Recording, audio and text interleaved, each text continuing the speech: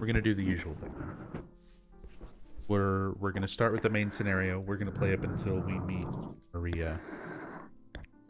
Then we'll take a little break, play Born from a Wish, explain who and what Maria is.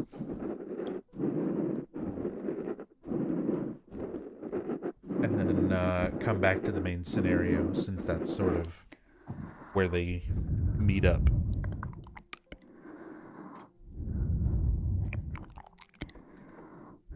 But yeah, this is Silent Hill 2 Enhanced Edition. This is a all-in-one mod of several different mods for the Silent Hill 2 PC version. There was an official Silent Hill 2 PC release. It was only ever officially released on physical media, like it never got a digital release legally anywhere.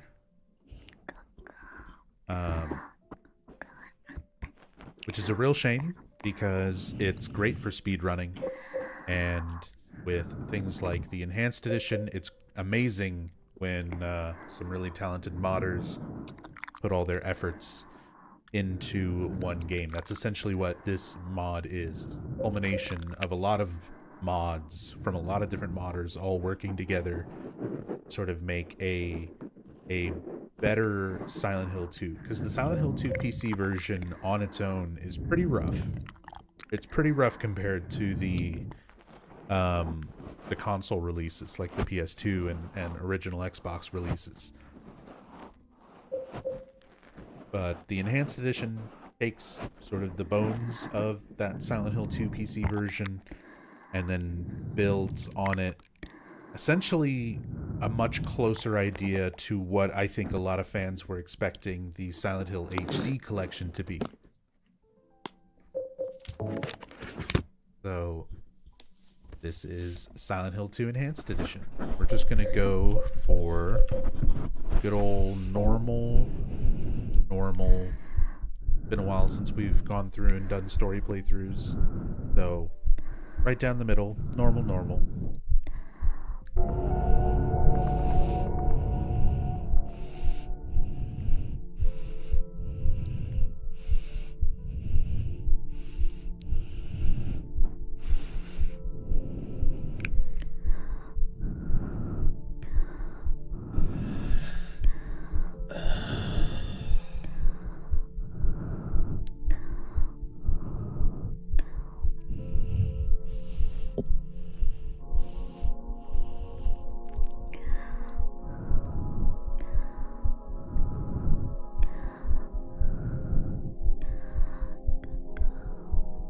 Mary, could you really be in this town?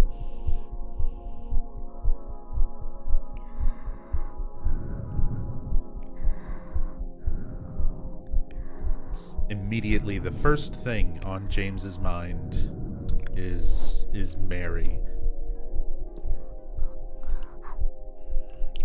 I love how immediate you get kind of a sense of James's mind.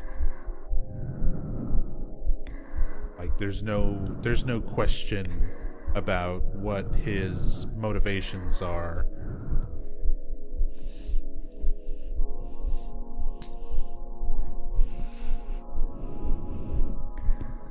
I love how clearly you can see everything. I know not having it dark and fuzzy is definitely one of those things. If you're playing for the first time, turn the brightness down, play it in a dark room. Make sure you've got the noise effect on. But I like being able to see all these textures and things nice and clearly, and being able to talk about them and just really take in like how much amazing detail went into this game. You have the Heaven's Night posters with Maria, like immediately you're already seeing Maria as just like a teaser.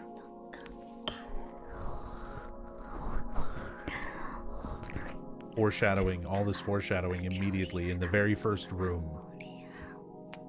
You have these Bible verses that are like mixed in with the graffiti on either side of the wall here. You have graffiti of what's supposed to represent the demon Lilith, along with what looks like Hebrew writing, but there's been a lot of different claims on like what this is. Some people claim that it is directly something like passages from the Bible, and others who say that it's just sort of like gibberish. I don't know anything about the language, so that much I wouldn't know about. But I just love how insane the level of detail is in this game. And it's stuff that all is there, like if you're playing the original PS2 version, and you know, obviously if you're on original hardware and you're on like a CRT TV back in the day, there's a lot of this stuff that you wouldn't even really be able to make out, but it is there, you know. Stuff that has always been there in the environment, all these little bits of storytelling.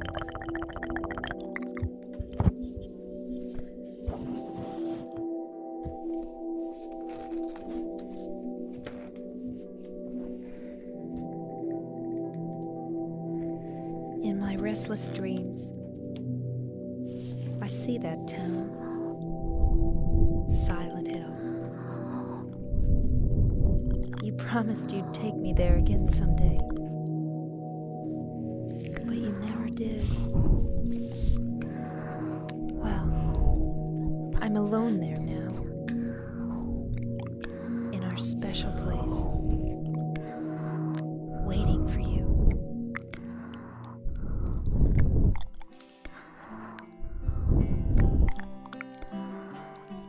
I got a letter. The name on the envelope said Mary. My wife's name. It's ridiculous. Couldn't possibly be true. That's what I keep telling myself. A dead person can't write a letter. Mary died of that damn disease 3 years ago. So then, why am I looking for her? Her special place. What could she mean? This whole town was our special place. Does she mean the park on the lake? We spent the whole day there. Just the two of us, staring at the water. Could Mary really be there? Is she really alive? Waiting for me?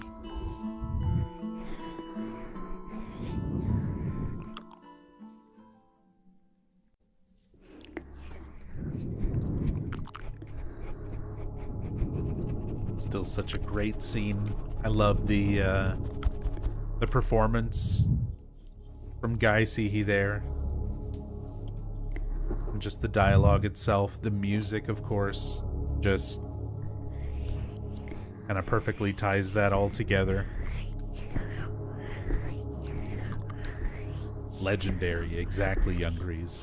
It's part of why when they show off, you know, the Silent Hill 2 remake, this scene is one of the first things that they're showing in the trailer, because this one like intro scene is so important for setting up kind of the feel and the mood of James as a character and the game and the story as a whole. So one of those things that it's very easy to mess this up when trying to recreate it. Wish Believer Team all the luck.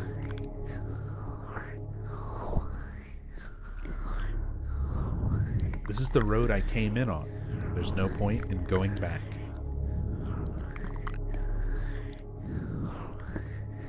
I love that you kind of start with a little bit different headspace than Silent Hill 1. Silent Hill 1, everything feels very much against your control. Like, Alessa causes Harry to swerve and crash into the town.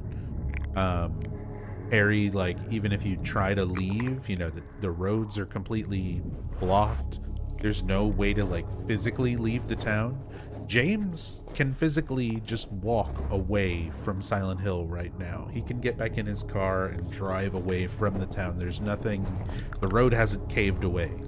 You know, there's not a giant wall of, you know, chain link fences and barbed wire and crazy otherworld stuff that's like trapping him here. He is here for a definitive purpose. There's nothing, you know, magical. There's nothing about the town's influence that's necessarily keeping him here. He is ultimately here himself.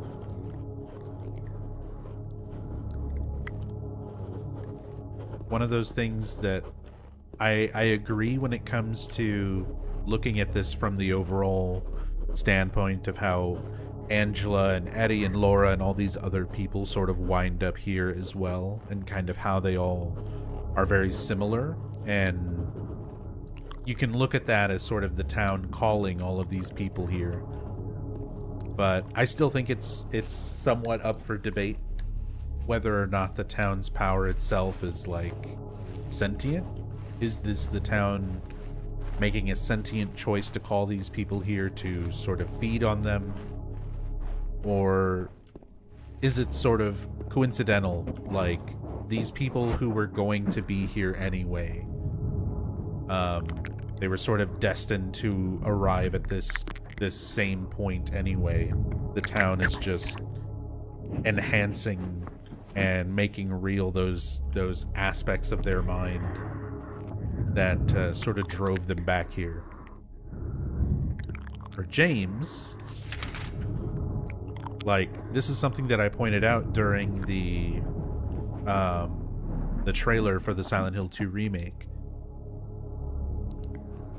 You get a map of Silent Hill from your car. It's sitting right there on the driver's seat from where James got up and got out of the car. He came here with that map. Like, he was planning on being here in Silent Hill. His motivation because he's not from here, he doesn't live here. You know, he was here on vacation one time with his wife in the past. And the thing that like brings him back here, like the map to find his way here again, shows his intention of like, this is definitively where he was going to be. One of the things that they show in the Silent Hill 2 remake trailer is there's like a little stand with maps on it right here, like on the sidewalk, where you pick up the map as an afterthought, you know?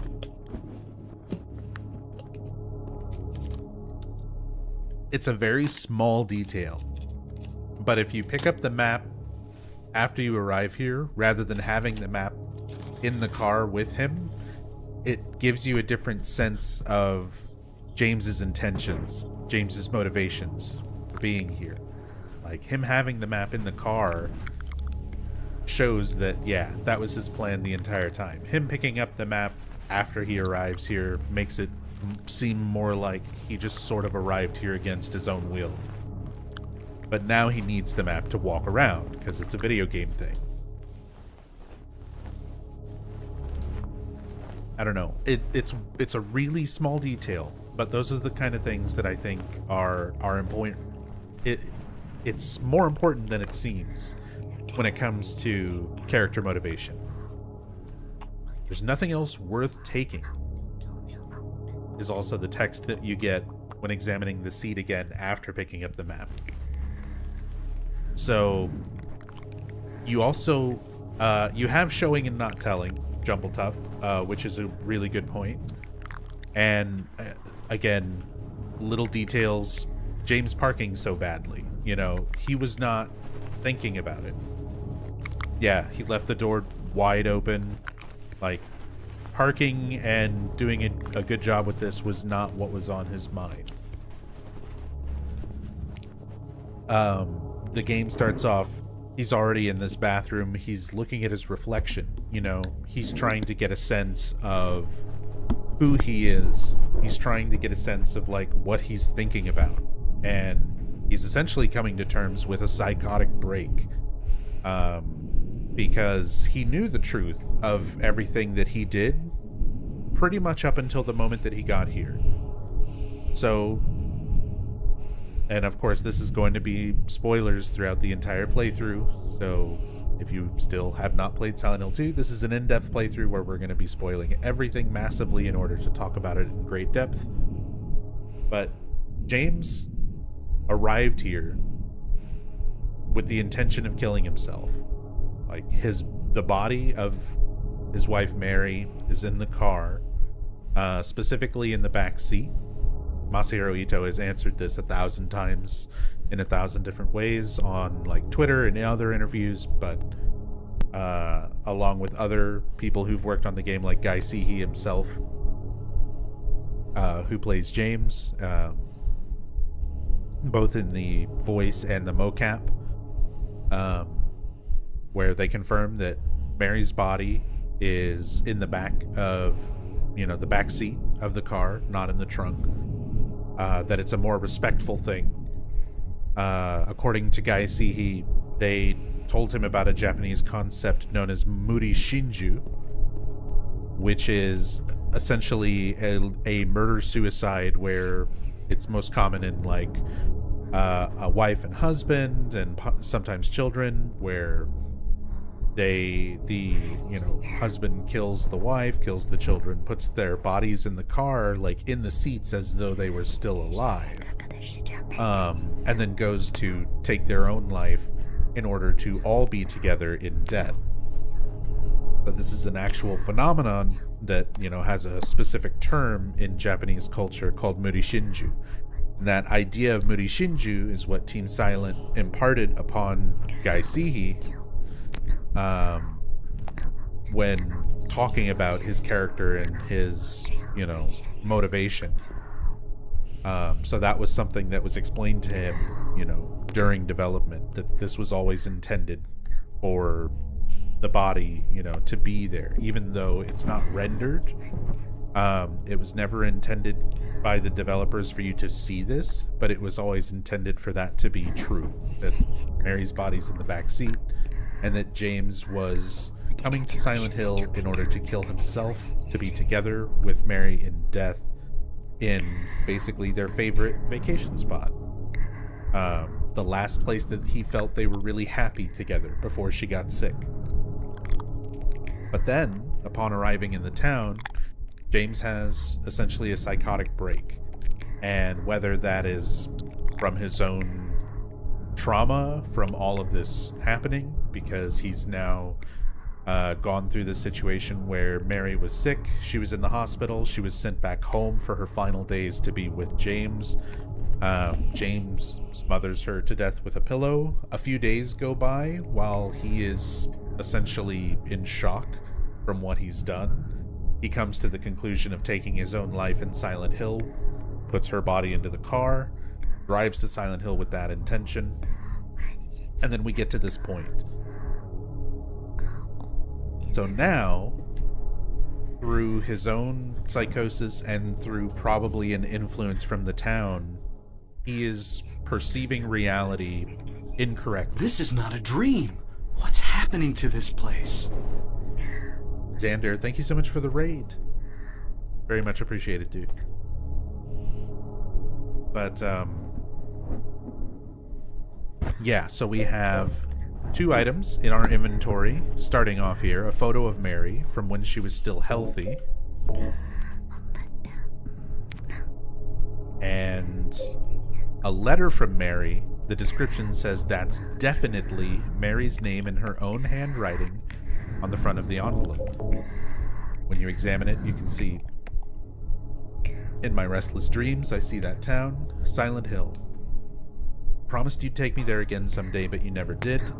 Well, I'm alone there now in our special place, waiting for you. So this letter is completely not real. Over the course of the game, this letter will cease to exist. First, the text will disappear, so that it is just a blank piece of parchment. Then the envelope will disappear, and then ultimately the letter will completely vanish from your inventory, piece by piece.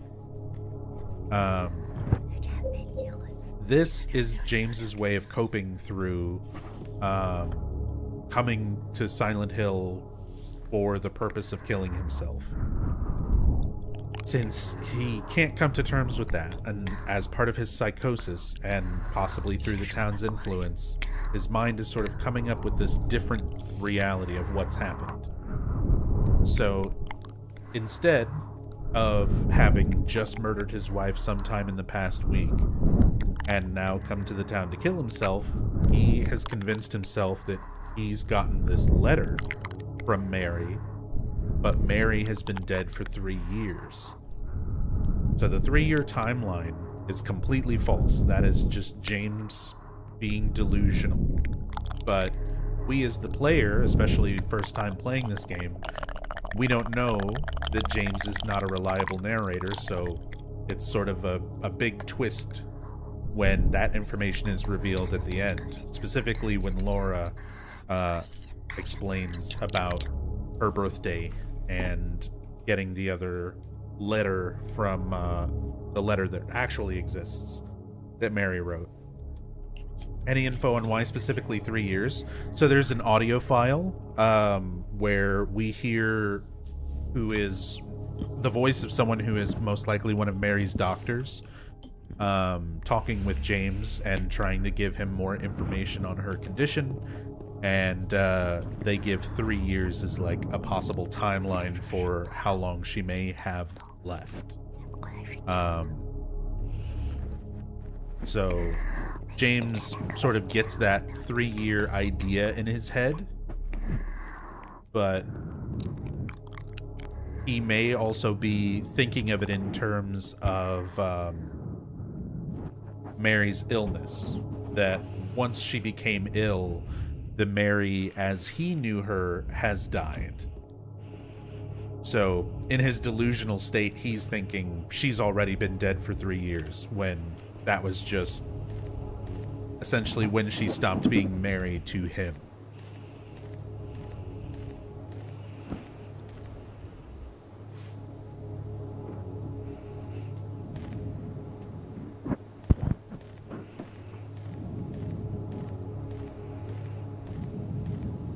And now we have this wonderful long descent with all these noises that we never really hear again. There is no creature in the game that you ever encounter that like makes any of these noises. And there's no, if you take away all the fog and look through all the details, like there's no actual creature or source, you know, rendered out in the fog or anything for these. It's just sound effects giving you the impression that there is something out there with you in the fog, in these woods. It's great. The initial buildup of tension, like, it is still a hot minute before you even encounter a creature. But we have all these really wonderful cinematic angles, this super thick fog, the trees, and these horrible sounds. This ambient music that is very slowly getting louder and louder as you sort of get down to the bottom of the path. Wonderful introduction to this game. Sets the tone perfectly.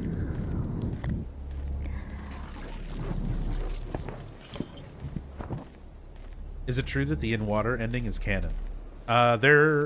The developers have said themselves that they made multiple endings because there is no canon ending. They said if they wanted there to be a specific canonical ending, they wouldn't have made so many endings to choose from. All the developers have said that the in water ending is essentially the first ending that they came to. Like, that was the first natural conclusion to the story in their minds, but they never wanted that to intentionally be the end-all be-all canonical ending of the game.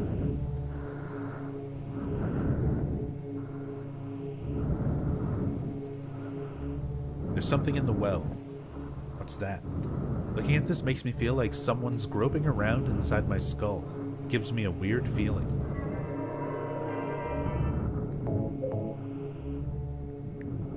Even just the save screen, this sort of like blurred image of James with this, it's almost like roots or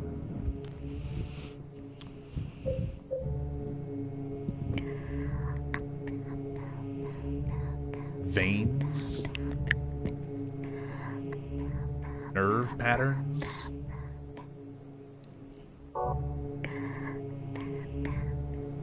Definitely something sort of organic. Yeah, and the fact that they give you the description that it's like someone poking around inside his skull.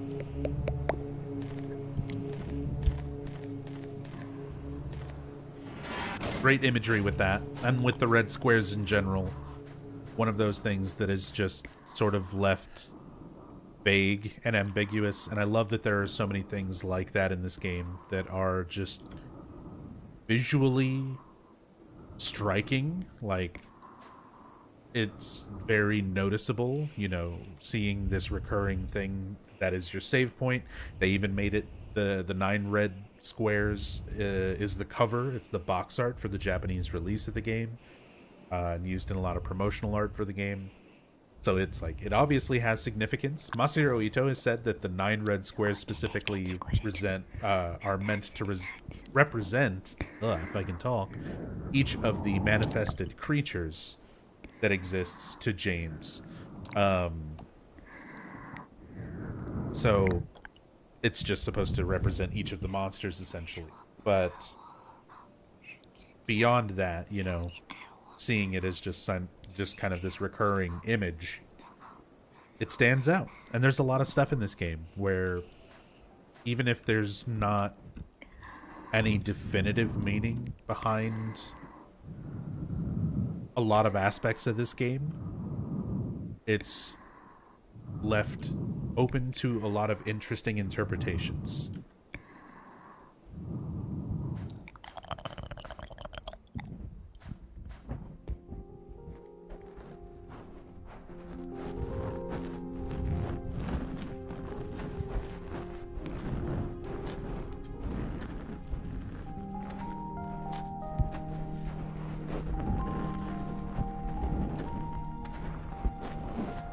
Excuse me, Oh, I'm sorry.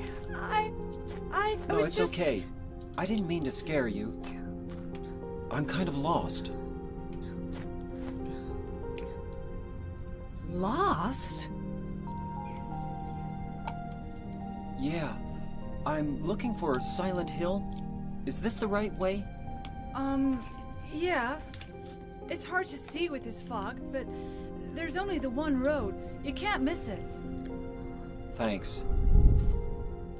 But Yes? I think you'd better stay away. This town, there's something wrong with it. It's kind of hard to explain, but Is it dangerous? maybe. And it's not just the fog either. Okay, It's... I got it. I'll be careful. I'm not lying. No, I believe you. It's just... I guess I really don't care if it's dangerous or not. I'm going to town either way. But why? I'm looking for someone. Who Who is it? Someone very important to me. I'd do anything if I could be with her again. Me too. I'm looking for my mama. I mean my mother. It's been so long since I've seen her.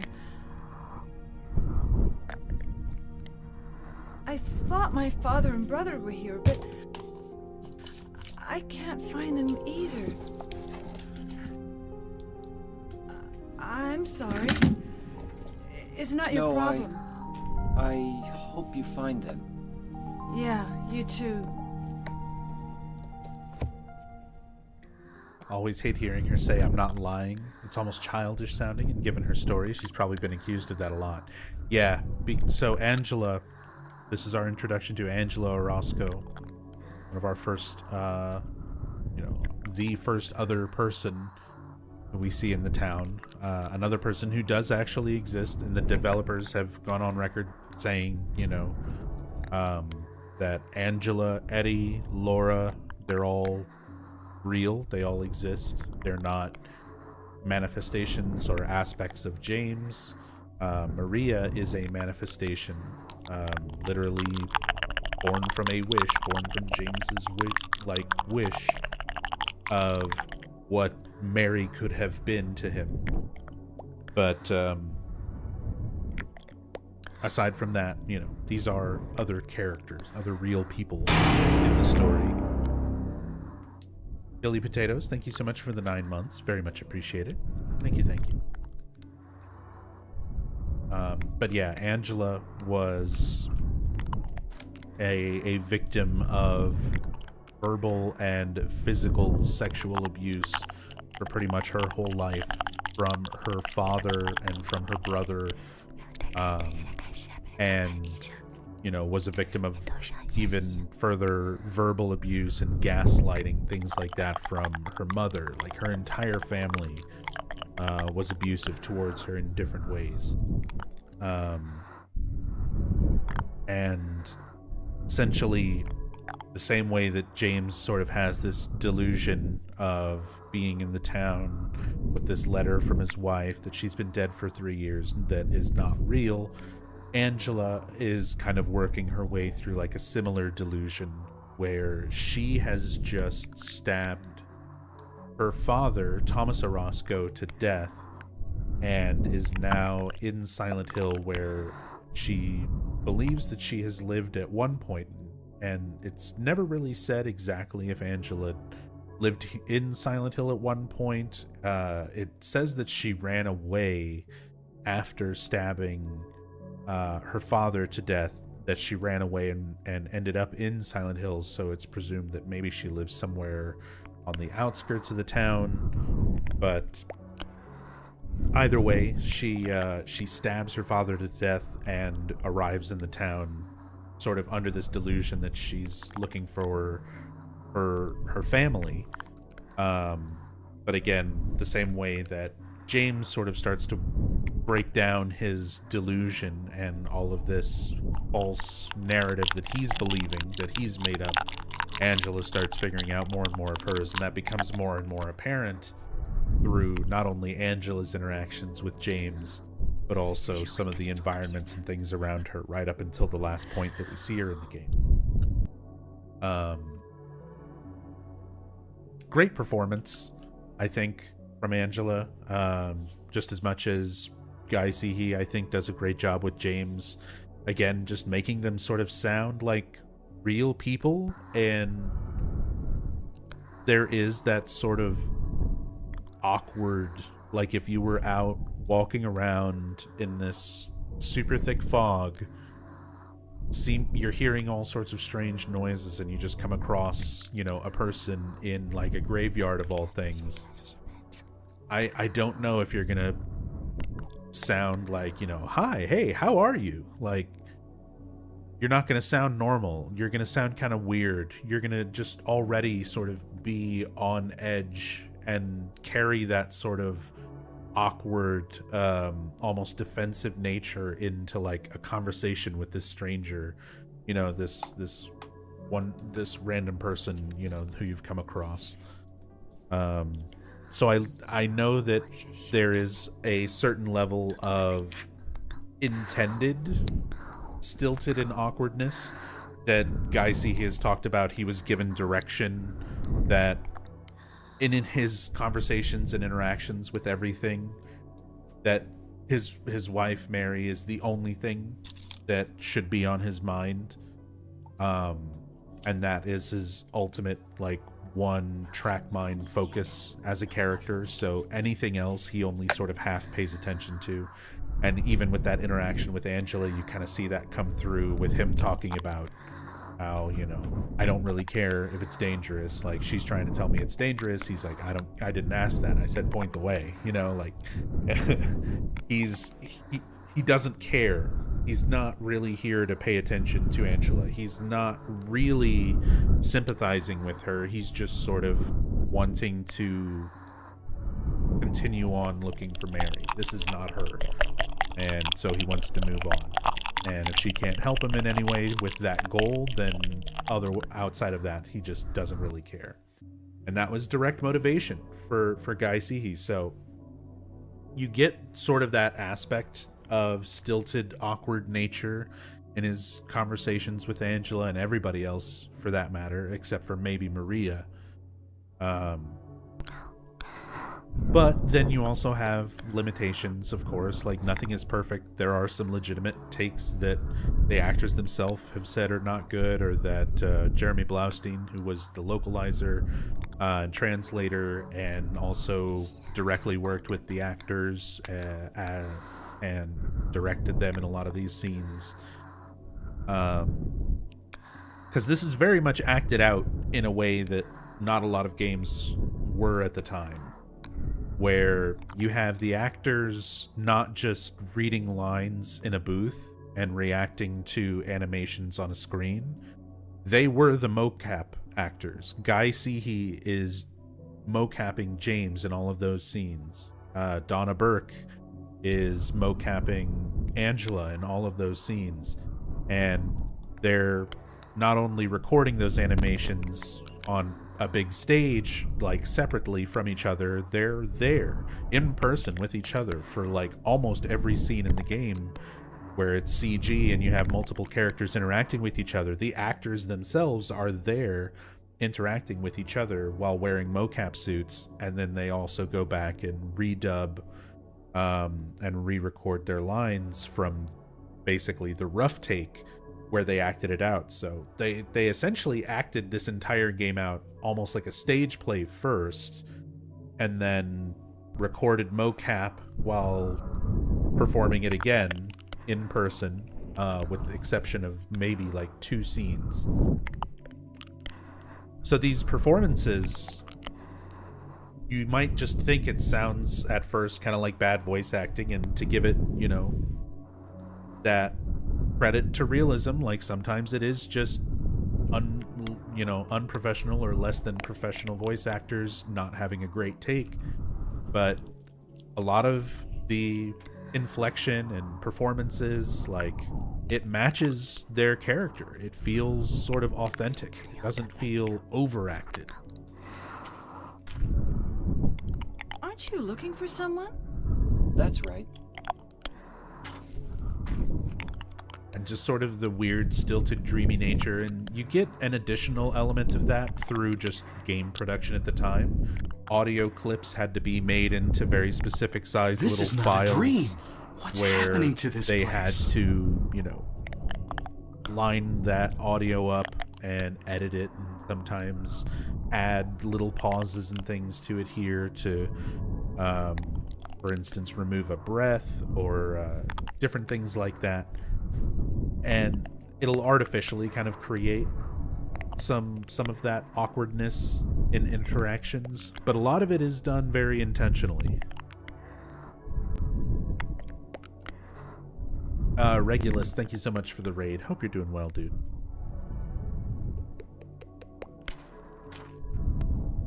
Aren't you looking for someone? That's right. That's right. Does Angela not make a fire in a building to kill her father and brother? So I've heard that before as a theory. I've never seen it verified either through information in the games or from the developers themselves. It's an interesting theory just based on the burning staircase, but no, I personally don't think so. I think she more than likely, since there's the newspaper article about her stabbing her father to death, it's possible she may have stabbed the rest of her family to death as well. And essentially her delusion is that they've all been dead, and she's in town like looking for her mom, because even though they were all abusive and horrible towards her, she still felt more of a connection towards her mother than like her father or her brother. During the burning staircase sequence, we see two male figures pinned up behind what looks like sort of flesh sheets pinned up on the wall with blood stains leaking out. And a lot of people interpret that as sort of like that is the corpses of her father and brother, that they were already dead. Again, this is all ways to interpret elements of these games that there is no definitive answer to what exactly happened. It doesn't specifically show a flashback or specifically say anything outside of, you know, those specific details, you know, like the newspaper clipping about her stabbing her father. Or setting a fire. I think that's more of a combination of things, because the hotel that they're in at that point in the game has been burned down. So that element of fire in the hotel is sort of the history of that building manifesting. James doesn't see the flames. He feels the heat from them, but he doesn't react as though he can see them. So there's all sorts of weird things going on with individual perceptions of reality in this game, both how the world appears to the player and how it appears to the individual characters. So I don't think the fire is necessarily representative of like Angela burning down her own house and killing her family. I think that's a little bit too much of a stretch of an assumption. We can get some extra scenes with her. What is it? Oh, nothing. Sure is quiet here, huh? I guess. I love that one. So yeah, there's two extra scenes if you go back and talk to Angela again, and yeah, you get that. Sure is quiet, I guess.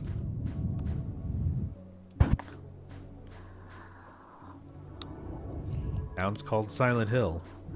Pretty fucking quiet. Is she really there? She is real. Angela exists. Multiple devs have confirmed that Maria is the only like manifested person. I guess technically Ernest Baldwin as well, but Angela, Eddie, Laura, they're all really there. Now, they are all sort of perceiving reality differently. They're seeing the town differently. They're seeing possibly each other differently. But they are all real.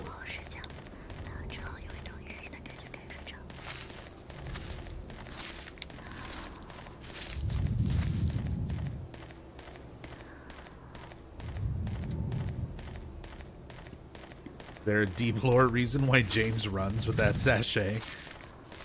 Talk about hip action. You would have to ask Guy Sehiel all about that, because that's him. That's his run.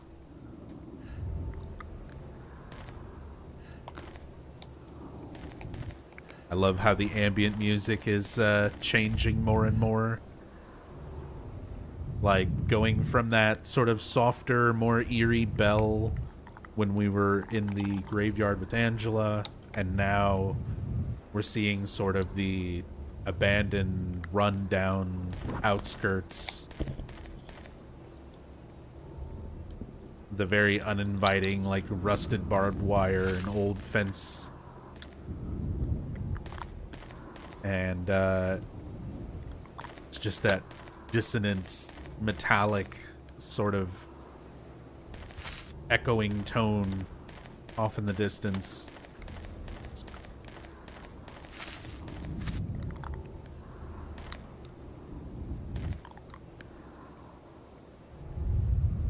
You can very clearly see, like, some of these textures are so hard to see on the original game, but on the enhanced edition, you can really see it nice and clear. No trespassing, keep out on the fence sign there.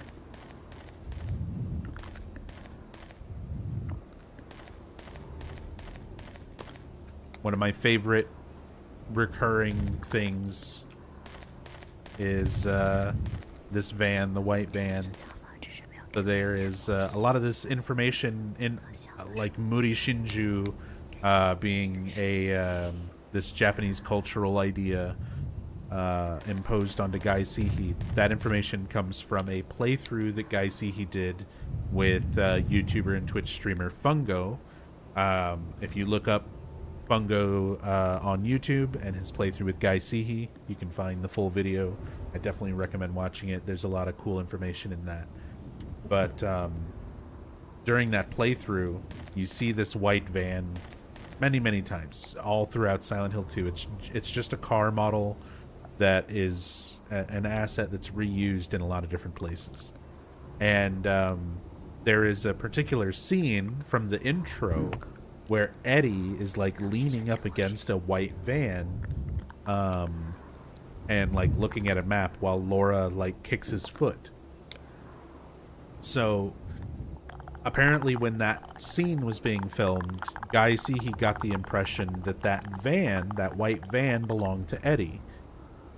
So during the entire playthrough, every time this white van would come into shot, whenever Fungo would be, like, running past it, because there's a bunch of them all over town, Gai Sihi would get all excited and he'd be like, "There's Eddie's van again."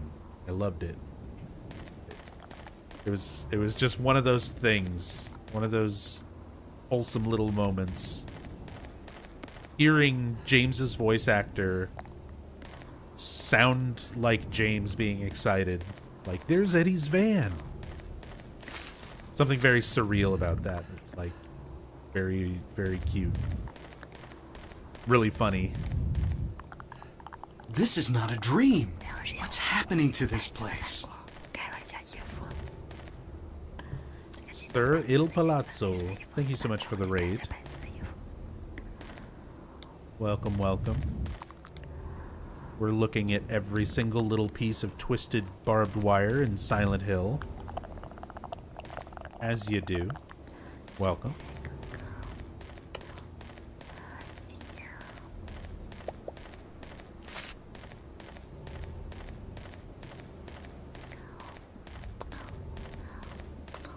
And yeah, welcome to anyone coming from the raid or anybody else who has wandered in from suggested channels or any other method.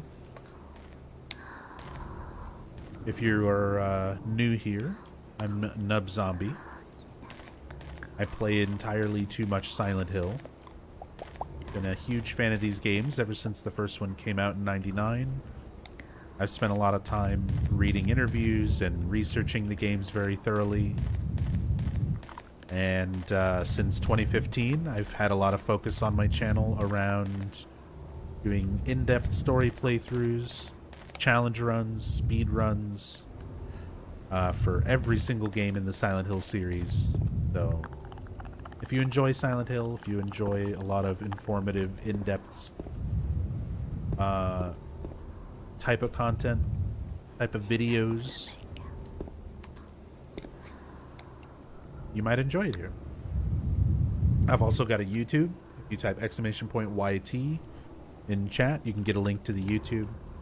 Again, I've been doing this for many years, so there are hundreds and hundreds of hours of in-depth story playthroughs covering everything in the Silent Hill series, up up all the way through PT and like even some of the weirder stuff like the arcade game, the play novel,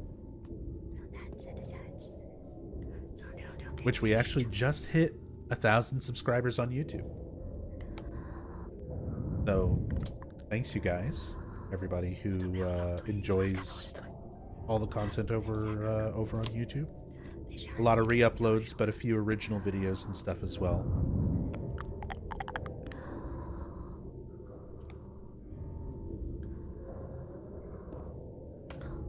There's no reason to go back. Going to look for Mary. I love that, again, we're reinforcing this idea of the town is not trapping James here. Silent Hill 1, Harry was physically stuck in Silent Hill. Like, the roads were caved in. Any way that looked like it might be a way out of the town was mysteriously blocked. There was no escape. Even if Harry was to give up on Cheryl was very, very much still his driving force. Like, he wanted to find his daughter and get out of that town. Even if he were to give up on Cheryl and just try to escape, he was physically trapped there. This game, it's not about sort of being physically trapped in the town. It's about being sort of drawn here. James is being kept here through his own desires. His desire to face the truth of what happened and, you know, essentially face punishment for it or forgive himself for it. But either way, there's no reason to go back. He's here to look for Mary. That is his goal. That is his purpose for being here. And he's not going to go back from here.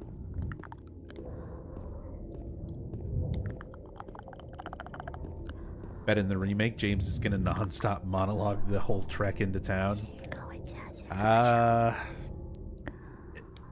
mean, that's very much how, like, Bluebird did a lot of their intro for Blair Witch and stuff like that, so maybe. We'll see.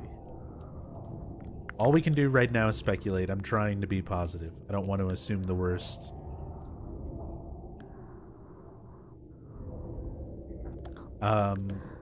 Posters.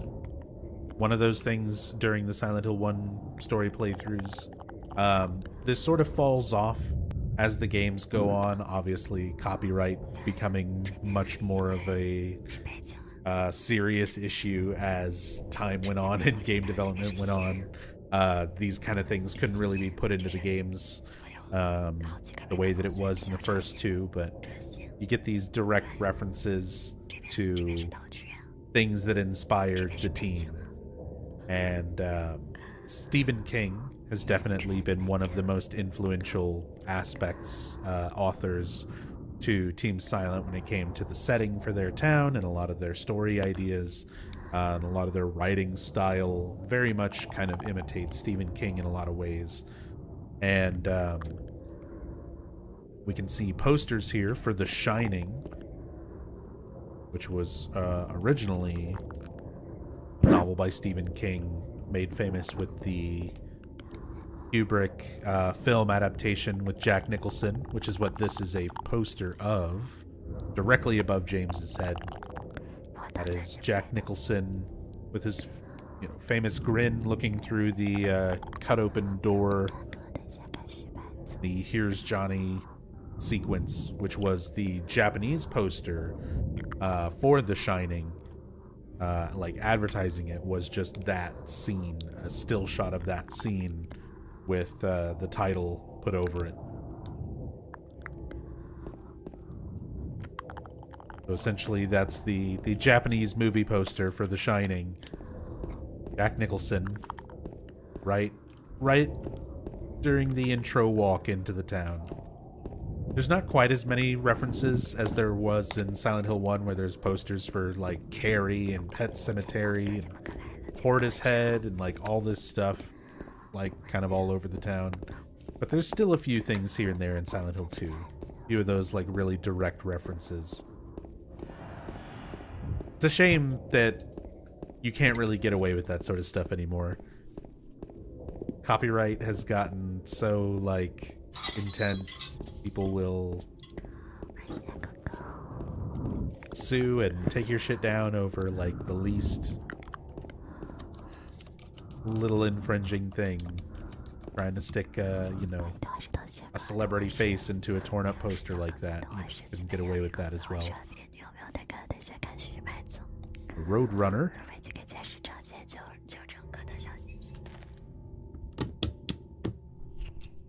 And it says the Roadrunner. If you look at the logo for it, it's two horses drawing like a cart. I think.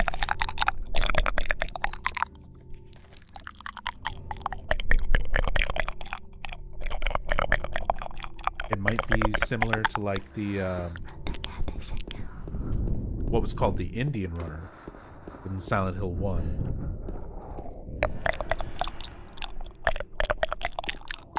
Obviously not a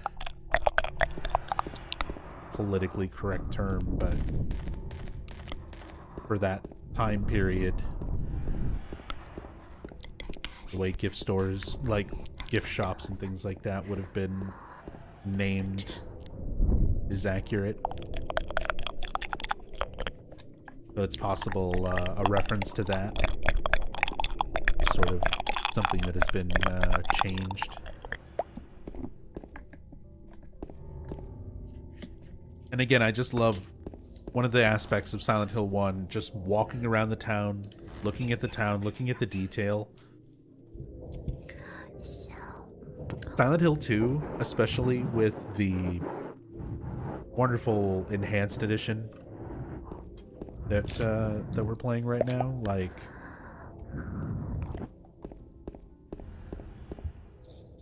even after thousands of hours of playing these games, just wandering through the town is great.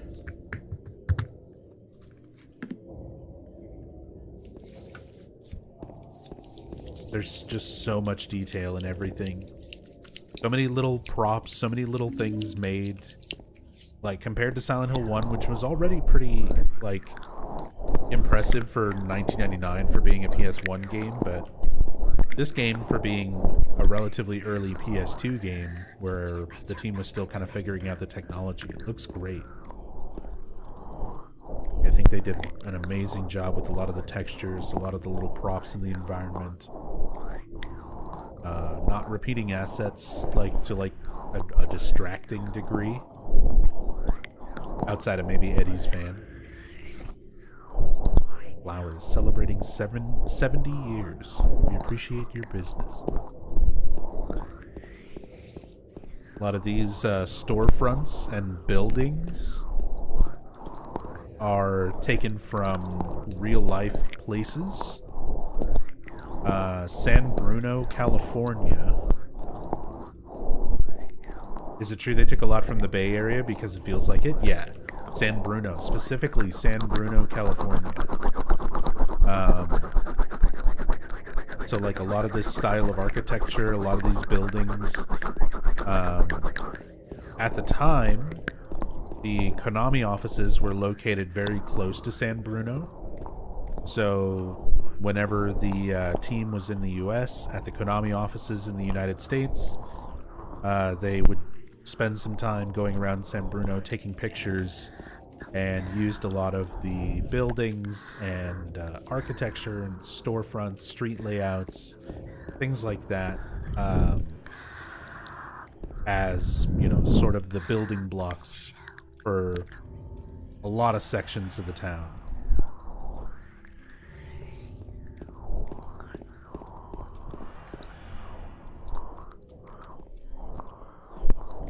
Yeah, the Konami offices were in Redwood.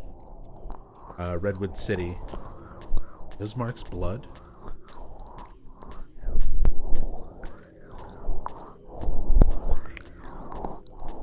That shadow just now.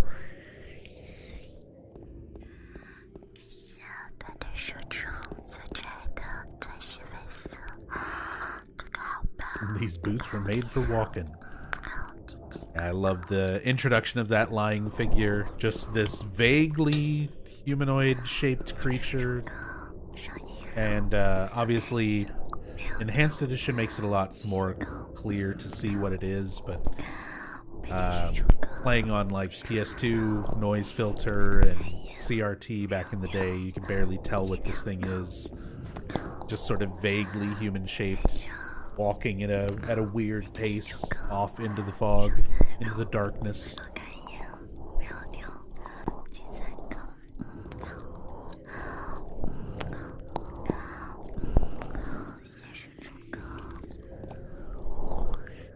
Shadow just now bothers me. What was that? You can see if we try and go further into the town, James won't really let us explore. He's very focused on following the lying figure, seeing what that was, what the hell that thing was. But I want to go into Gonzalez Mexican restaurant. They're open 7 days. I like how the sign on the door says Mexican open. Give her the old Mexican open. Even got the little neon sign on the side. That's what I'm saying. All these little details for these buildings and things in the environment that you can't even go into. Compare that, like, next time I do a Silent Hill Downpour in-depth playthrough, which is going to be in the relatively near future.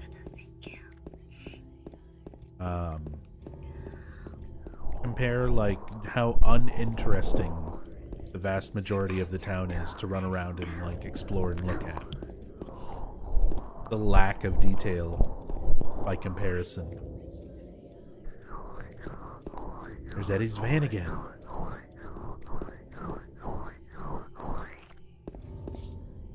Blood streaks in the road. Cafe Texan.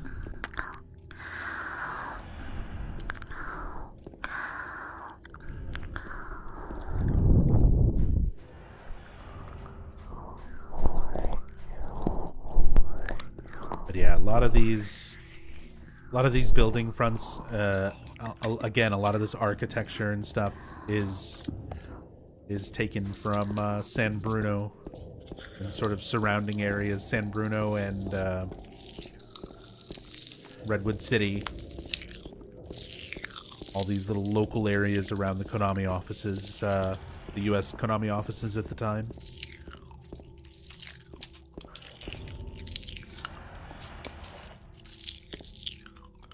Speed limit only 15 miles an hour going through here. Went through Lindsay Street. Actually, kind of take a look at the town map.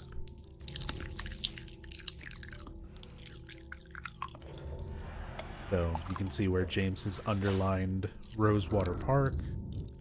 That's the area that he thinks Mary would be waiting for him.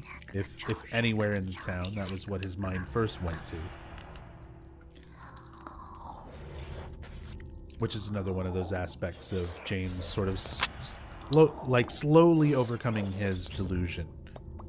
Where the areas that were important to him and that were important to Mary, you know, when they first went there for their vacation compared to towards the end of their vacation, are a lot of different memories that are kind of slowly coming back to James.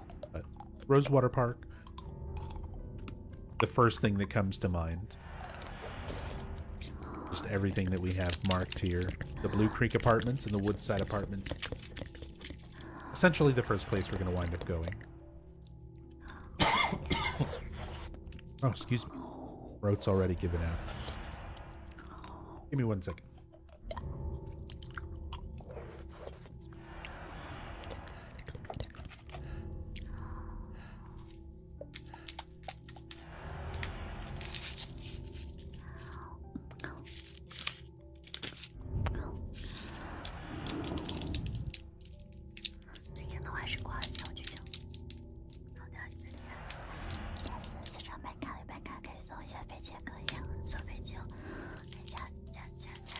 Okay. Sorry about that.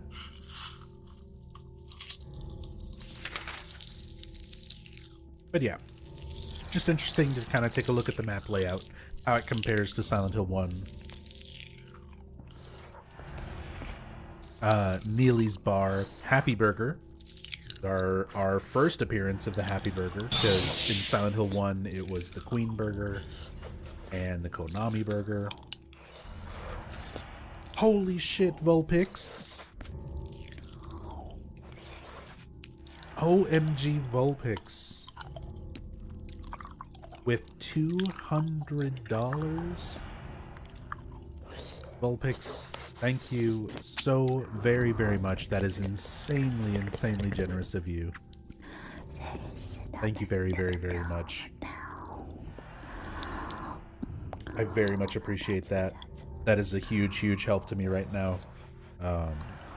Yeah, for those who don't know, my PC died this past week, and I'm not in a position where I can easily replace it, and the community has been chipping in and helping out immensely. That is insane. Vulpix, thank you so much for helping me get that PC replaced. Very, very much appreciate it. Super kind of you. Thank you so much. Thank you, thank you.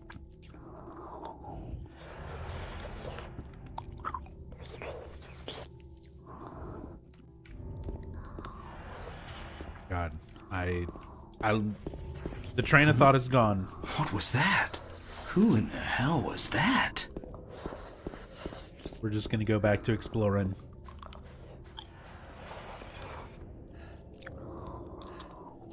Blubbyface 98, thank you so much for the 100 bits. I knew you would be here, Nub. It was foretold by gyromancy. I just wish I didn't write the symbols on my 13th story balcony. That's a very unsafe place to practice gyromancy. Thank you so much, Blubby.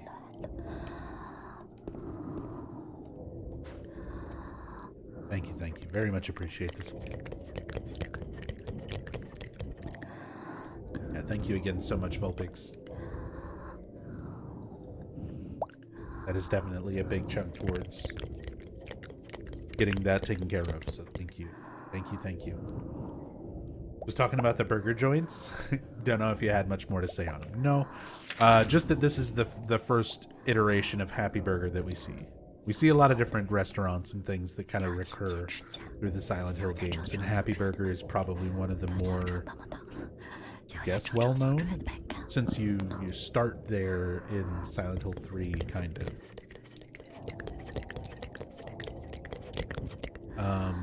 We've got the remains of Blank Swamp. Something is written on it. Too bad I can't read it because the surface has been rubbed away. The remains of Blank Swamp. The blankers of land surround Blank Is Monument was originally swamp, but was later fill blank. For blanking ago, T blank S nicknamed Blood Swamp because the blankers poured the wat blank said to wash the X blank holes in here. Perhaps it's faux blank hat many P blank M to have S blank N the area.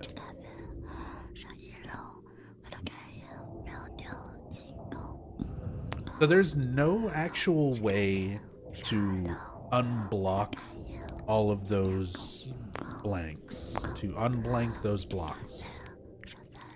You can't see that text. This is one of those bits of misinformation that was around back in the day. I can remember being on a few different websites and a few different guides saying that if you beat the game on hard mode or you beat the game and unlock extra riddle mode, that eventually you would unlock, you know, all of these blanked out texts. And it's just not true. There's nothing in the game that can actually be done normally to unblock any of that text. But the full text is out there because people have data mined it, because the stuff that's blanked out is technically there. It's written out in the game code. But it's just blocked out without any way of unblocking it normally. So people who have gone in and looked at the game code have put the full text out there. And let me pull it up. We can go through it. Means of blood.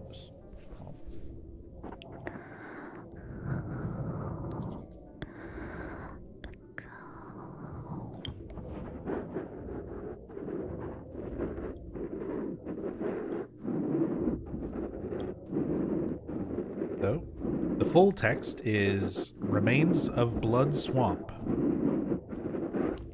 The X meters of land surrounding this monument was originally swamp, but was later filled in. From long ago, the swamp was nicknamed Blood Swamp because the executioners poured the water used to wash the execution tools in here. Perhaps it's for that reason many people seem to have seen ghosts in the area.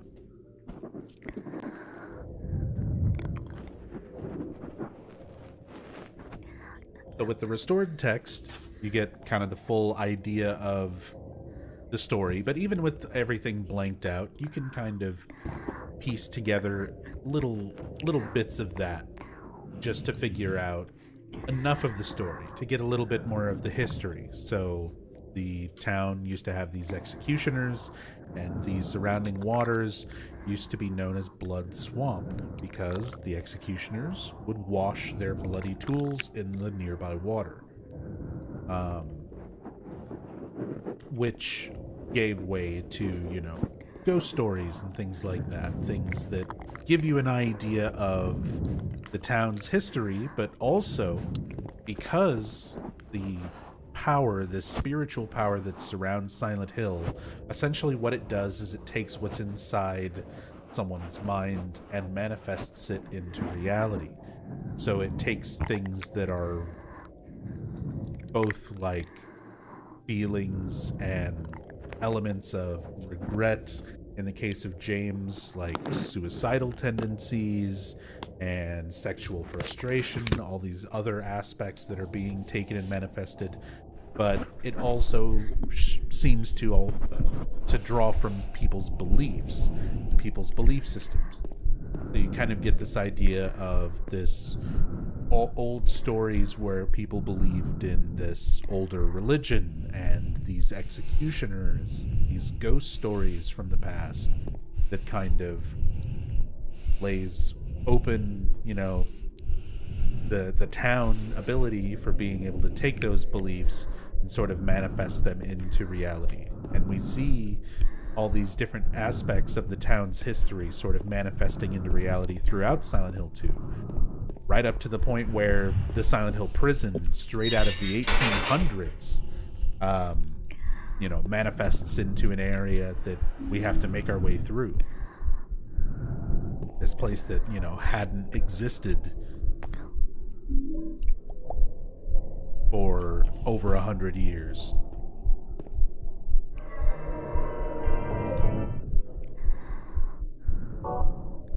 So is Pyramid Head an executioner from old, or some kind of sexually repressed demon of James's subconscious?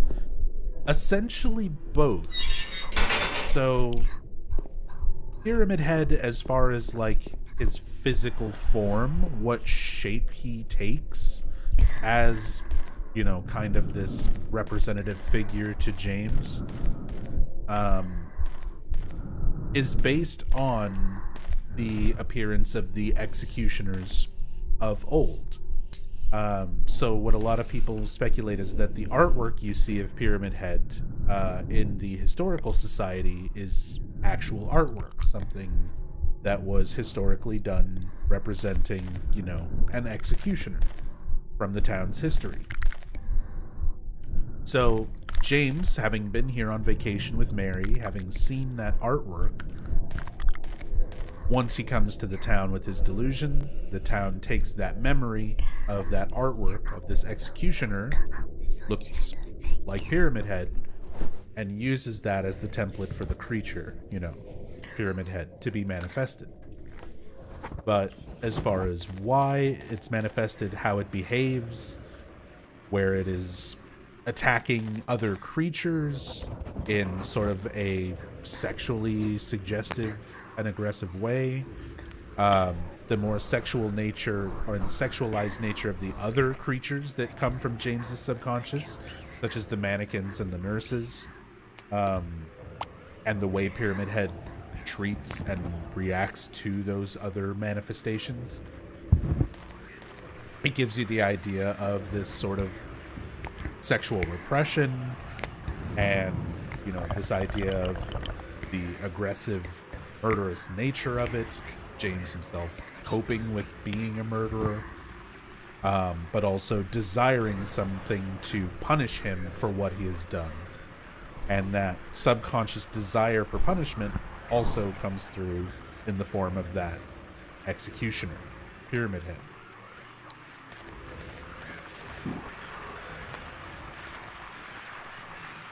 Here we get our first listen to the radio of this game, and I love the sound of the radio compared to the Silent Hill 1 radio. There's just a lot more depth, I think, to it with the static and the tones.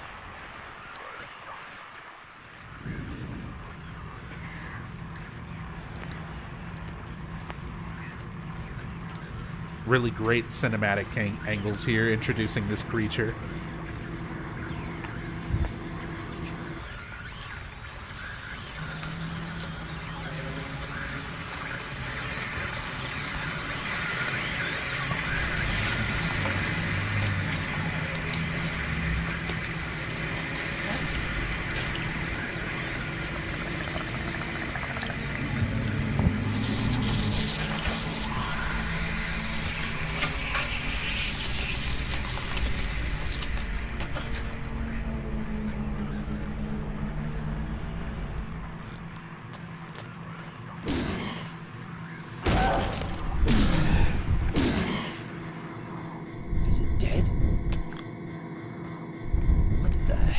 Is it?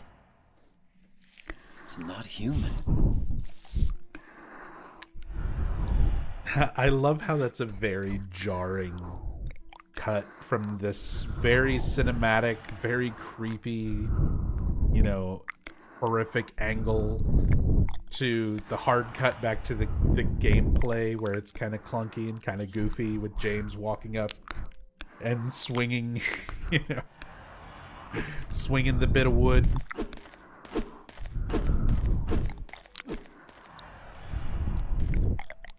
I love it. You can see there's a corpse that this creature was essentially feeding on or had just finished attacking. Dead. Could it have been that creature? What's going on in this town? So this corpse, it's a little bit harder to see some of the details of it, and then as we go later on, we start seeing more and more corpses in the environment. All of these aspects of sort of how James is perceiving reality are things that are being taken from his subconscious.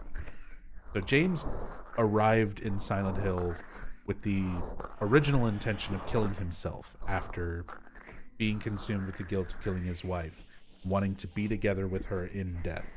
He has a psychotic break once he arrives here, goes into a delusional state, believes that his wife has been dead for 3 years, believes that he has this letter from her, and makes it up to this point, you know. But his original intentions are still there in his subconscious. So all of these corpse, like models that we start coming across throughout the town are James. They are James, still that subconscious element of him, you know, wanting death, feeling that he deserves to be dead for what he has done. It's coming through. The town is manifesting it as those bodies. This thing broken?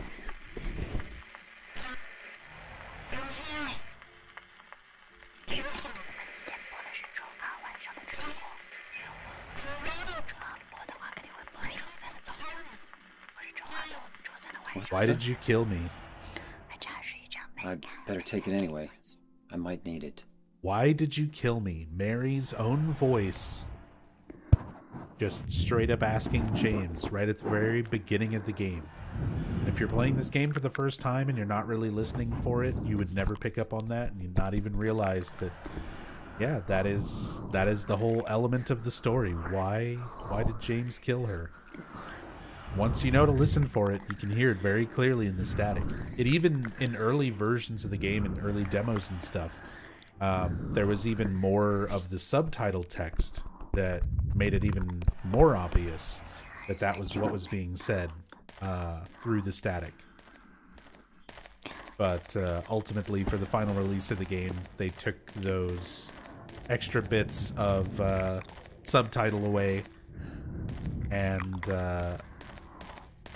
obscured the audio just a little bit more. But you still, right from the very beginning, you get Mary's voice. Why did you kill me? This whole time, James is just coming to terms with this.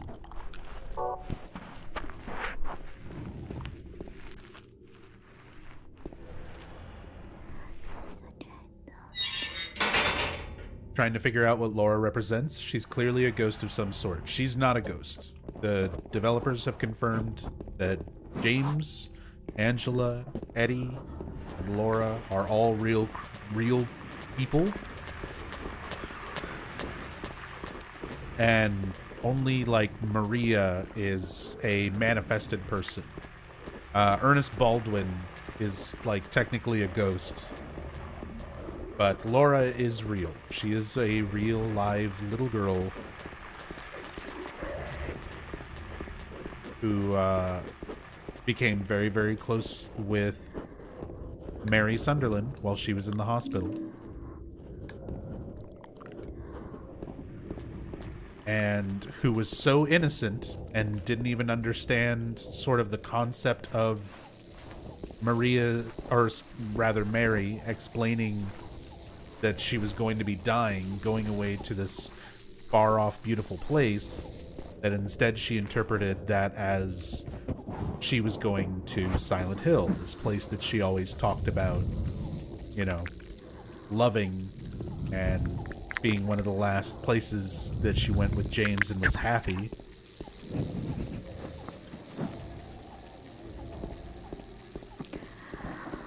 So Laura is here looking for Mary. She thinks that she's actually alive and here in Silent Hill.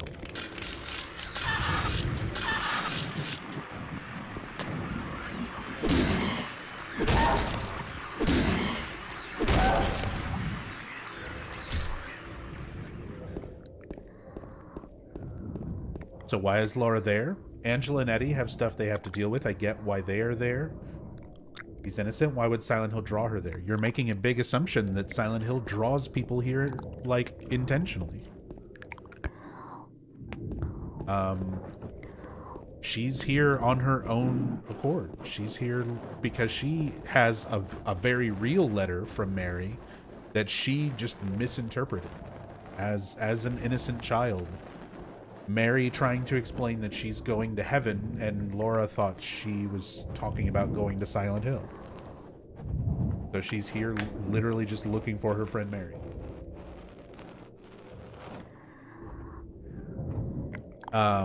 Here we find another corpse, this time much more of a distinct camera angle, giving us a much clearer view of this character model, that these corpses that we're seeing throughout James's time in Silent Hill are him. Part of that subconscious desire to be punished, to be dead for what he's done, being manifested into reality by the town's power.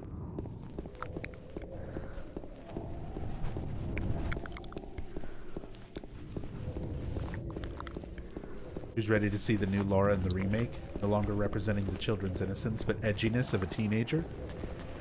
I mean, we see Laura in the trailer, and she doesn't look like a teenager. She still looks roughly the same age. But we don't see much of her. She's just standing in front of the doors to Brookhaven.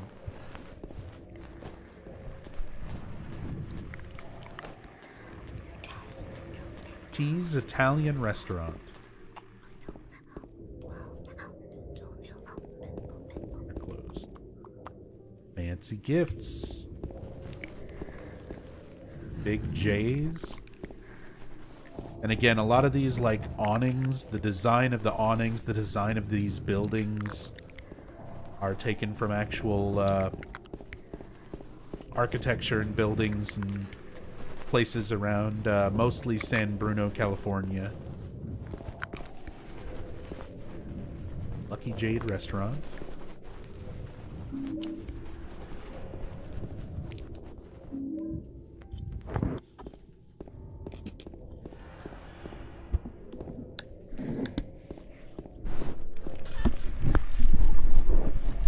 There's Quiet Cocktails. There's actually a billboard advertising Quiet Cocktails later on. Air International.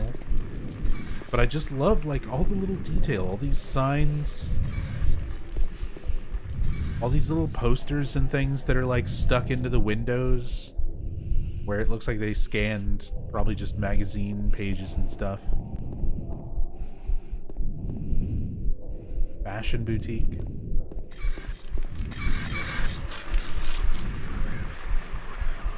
Dry cleaners. You guys, trying to enjoy the sights.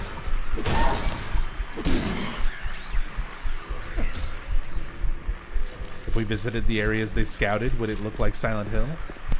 I mean, you can definitely see the comparison if you go to the correct buildings.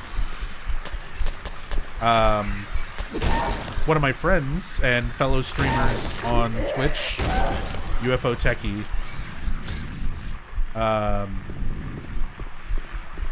was out near San Bruno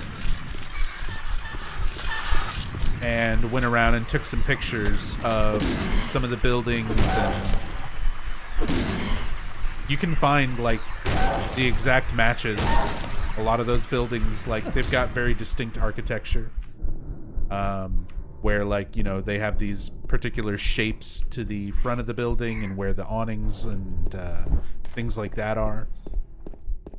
So a lot of these, you know, you can still see, you can still compare to various real-world counterparts. Go walk around San Bruno. Look for the pet center. Does Eddie see monsters too? He does. He says it himself. When we get to Eddie, pay attention to his dialogue. Is that he saw some weird-looking monsters, but not the same ones that James sees.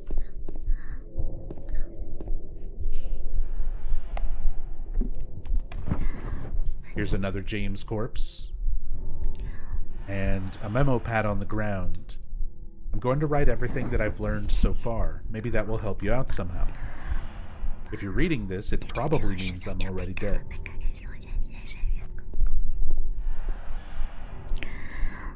A torn memo page is on the ground. I saw those demons. They were there, I'm certain. But my friend says he didn't see anything. If that's true, does that mean that what I saw was an illusion? But whether that demon that ate human beings was real, or whether it was just some kind of hallucination that my mind dreamed up, one thing I know for sure is that I'm beyond all hope.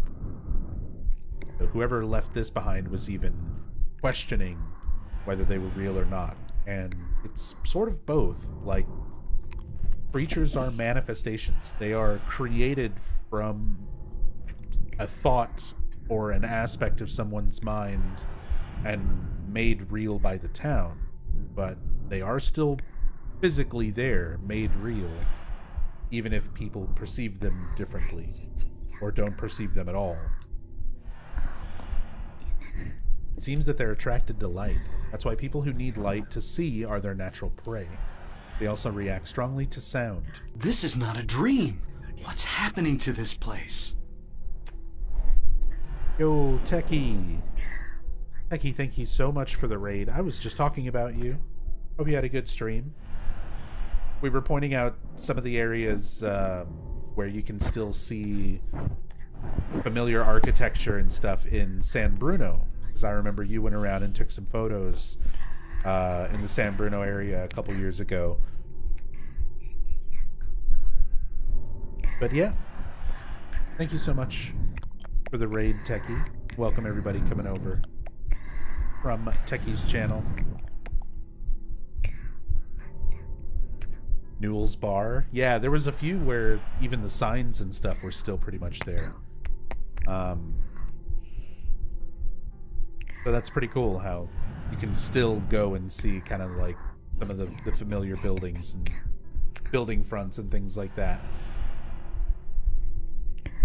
But yeah, if you want to go on living, you'd be better off just sitting in the dark and staying quiet. But even that probably won't save you.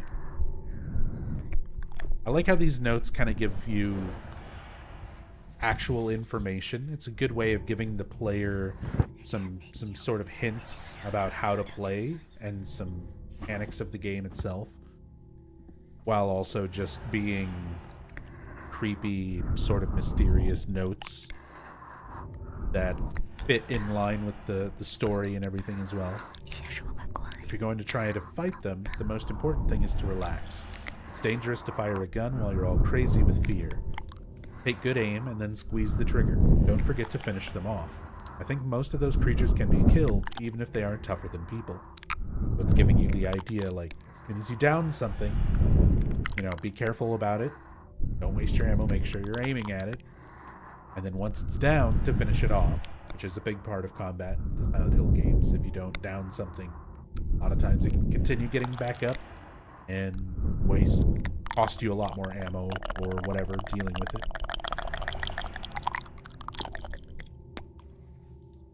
And then I love the last two notes. Run away. Run away, run away, run away. Run away, run away. Run away. Run away, run away, run away. Run away. Just run away. That's the speedrun way to do it. So the first few notes are just practical information for playing the game casually. The last two notes are the speedrun route. Run away. Don't deal with your trauma. Don't deal with manifestations of your inner guilt. And seeing your wife's decrepit body laid out on a hospital bed, manifested as a horrible nightmare creature. Just run away. Just hit the bricks. Look how easy it is. Just running. It's actually working great. It's great advice. Nothing can even touch me. It's locked. The door that wakes in darkness, opening into nightmares.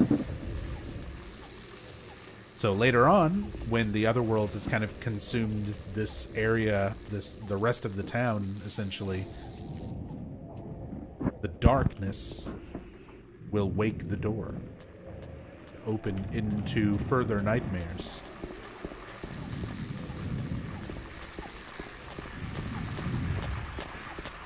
Creepy way of saying this door opens later.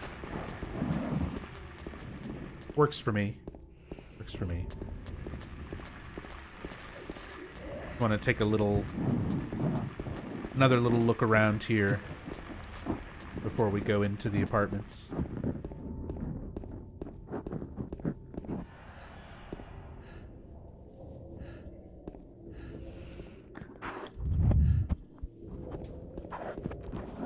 All this random graffiti. There's a lot of textures and things that are, even with the enhanced edition, still kind of hard to see.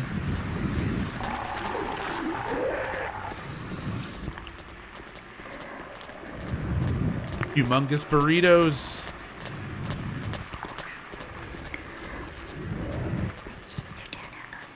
Anybody need a humongous burrito? Clock repair. Giga microsystems. Isn't that kind of an oxymoron? Giga micro? Giga computer. Oh my god. That's what I need. That's why my old PC died. It wasn't a Giga computer.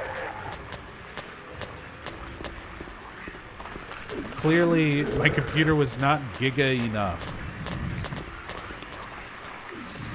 The Silent Hill Tavern. Sir. Could you not? Could you not?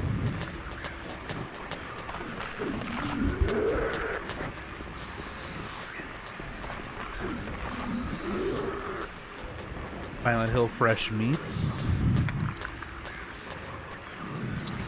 Pollos. Rostizados. They've got pan. You got pan.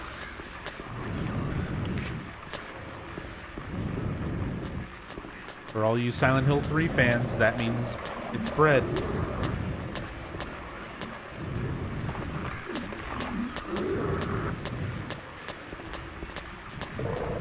Another James corpse.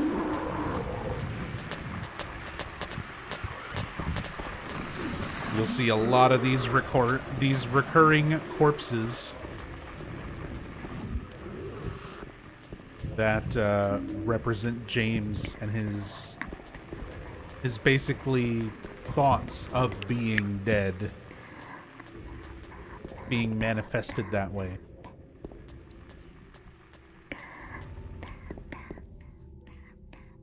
Gozo's Sushi. Lakeside Restaurant.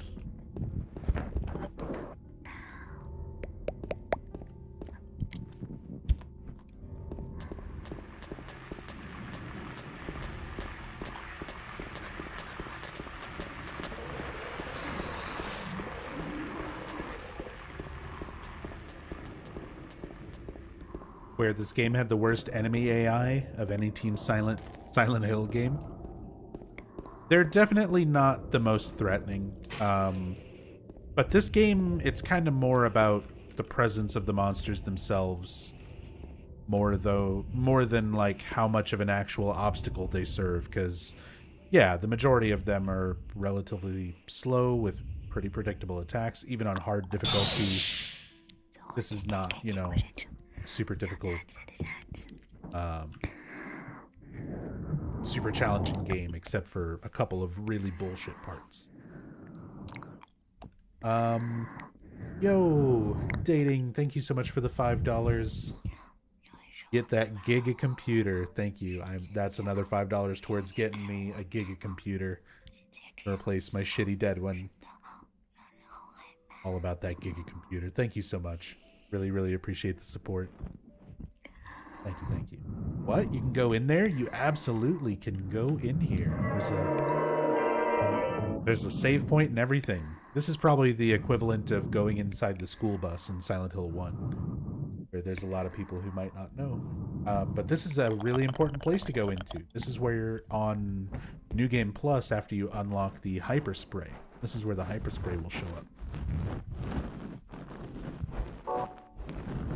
This is a completely fresh install of Silent Hill 2, so there's no Hyper Spray, no extra new game.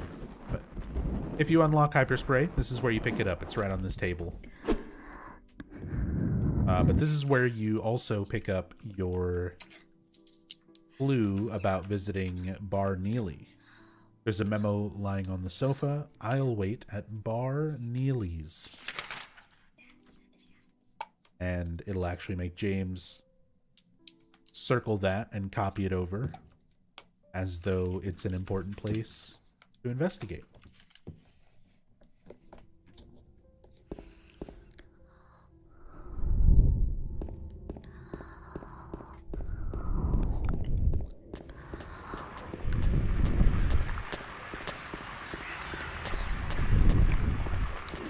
Yeah, you can do this on the PS2 version. This is not something added specifically for Enhanced Edition.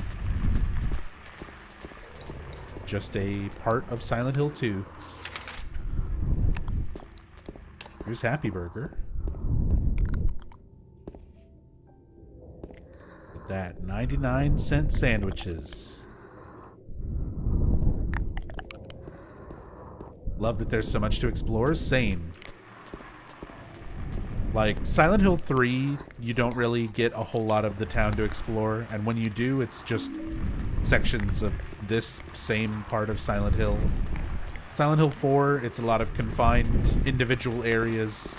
You don't really get town to go out and explore. Like, you never get a good explore the town type of Silent Hill game again. Like, Origins kind of, but it's a PSP game, so it's kind of limited. There's not as much detail and stuff to really get to and look at.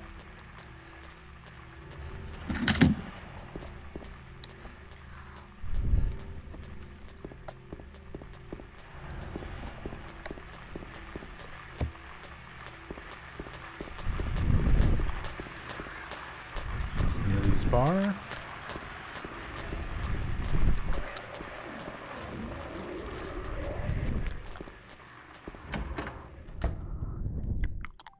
Go in here for anyone who didn't know. This lets you copy some things over onto your map to give you an idea of where else you can go and other places to go and investigate. So you can see all the places that you can't go inside.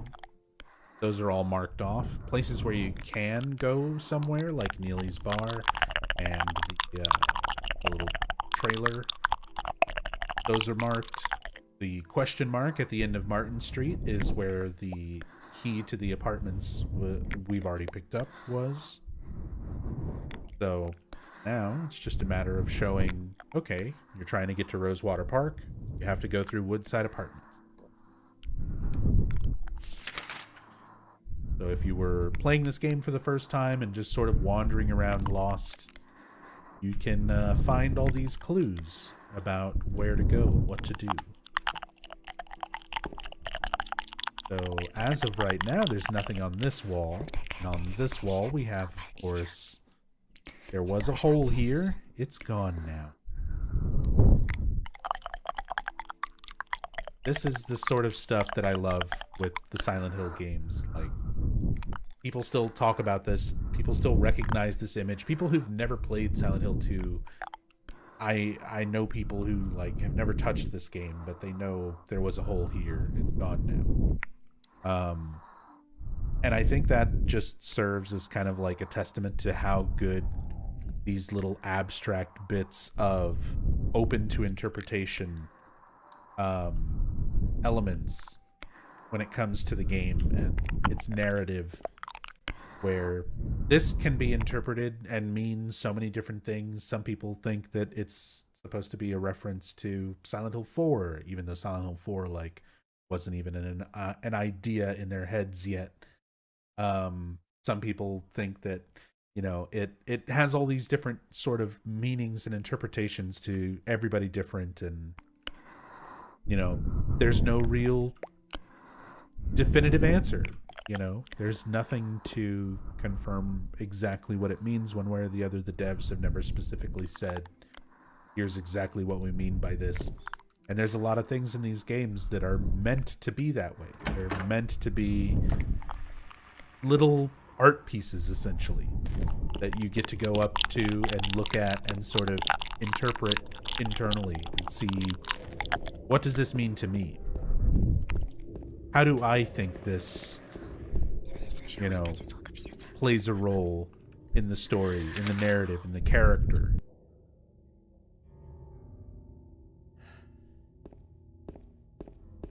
Because that's what a lot of this game is, and what a lot of the Team Silent games are in general, where you are sort of posed with these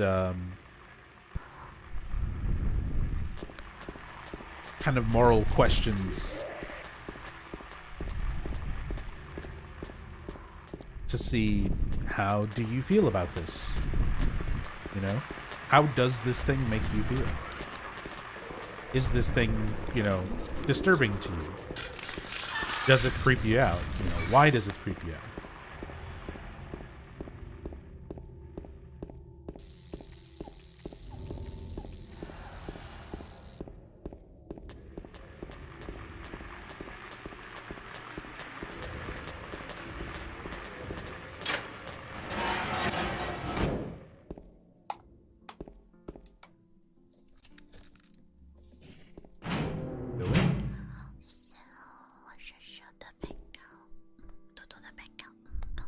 So using the key that we picked up off the corpse in the alley earlier, we can now get into the Woodside Apartments.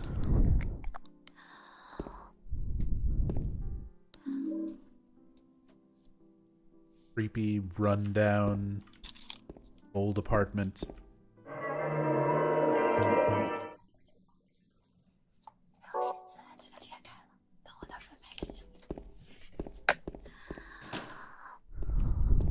This is where you get your classic Silent Hill gameplay if you're like playing and you've never played before, where you're just checking doors. All you're doing is checking every single door on your map. And I love some of these little details. So we don't have the flashlight yet, right? So if you're standing in this dark hallway and you're trying to read the map to see if you've marked this door, it's too dark to read the map. But you see how there's like a few of these neon lights that still work. Some of these overhead lights are broken, but there's a few that still work. If you stand under the working ones, you can view the map. So they even take into account how much light is in any given relative area and whether it's enough to be considered like as much light as your flashlight to allow you to like use an item or unlock a door or look at your map. Cool little details. Easy to miss things.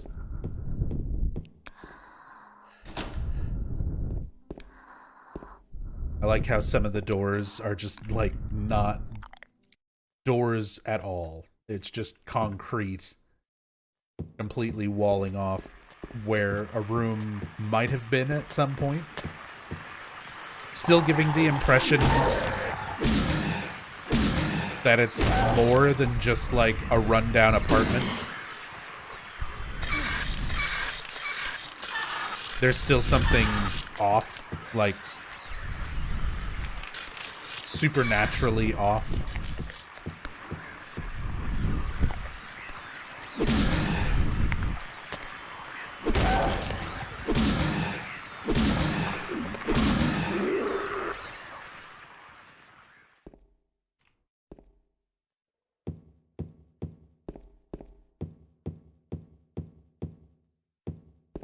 And just the lying figures themselves.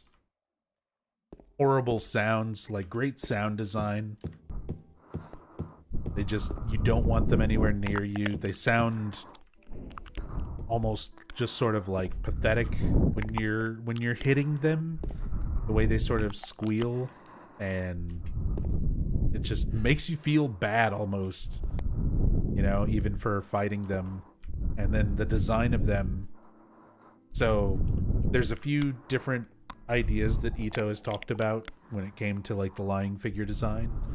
There is kind of the more literal interpretation of how it moved and walked and looked, where he got some initial ideas from a coworker, another member on the team, who would walk into the studio usually wearing a hoodie that had pockets in the front and would have their hands in their front pockets and sort of walk in with kind of like a lazy, you know, slack shoulder demeanor. And that Ito said that was kind of an inspiration to the look of the lying figures from like a practical sense of how a humanoid creature would sort of move with their hands in front of them like that. But then in terms of like story and lore, the lying figures and a lot of the creatures are supposed to represent Mary sort of lying and writhing in pain in her hospital bed. So the idea that she's sort of bound, that she's strapped into this bed or, you know, tucked into a bed, and writhing, you know, sort of being held down, which obviously James being the one who has smothered her, the very nature of that movement is sort of a way of the manifestations trying to convey to James, you know, remember this, remember what this reminds you of. They have elements of Mary mixed in there. But Ito figuring out how to practically, make those movements look based on a teammate walking in with his hands in his pockets. A lot of great stories out of Masahiro Ito. There's tons of information from behind the scenes things, bits of trivia from Ito over the years.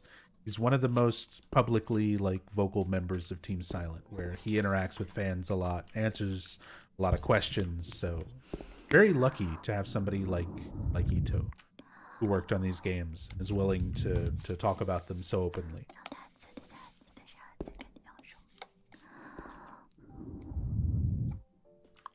Yeah, we've got some very familiar clothing here.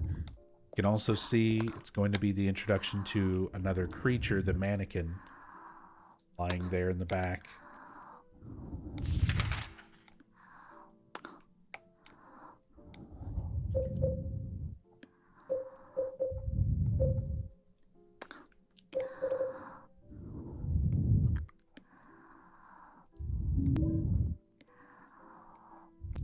Get the flashlight.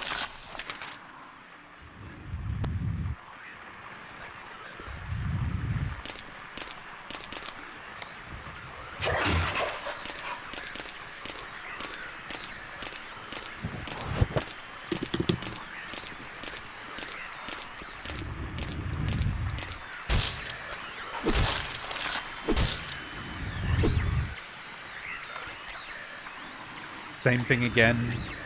Sort of the struggled twitching and writhing movement of the legs of the mannequins. Specifically being, Mary's legs thrashing around while James was smothering her and taking her life.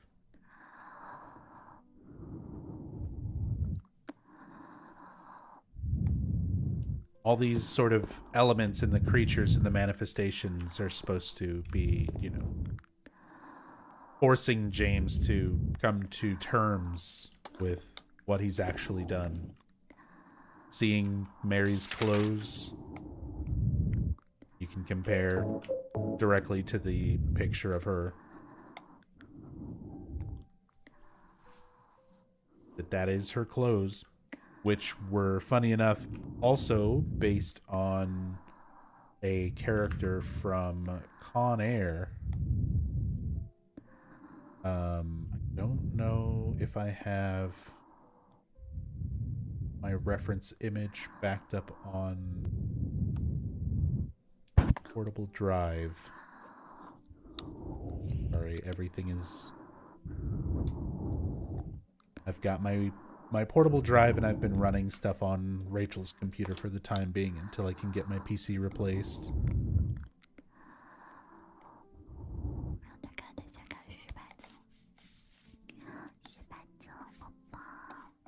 There we go.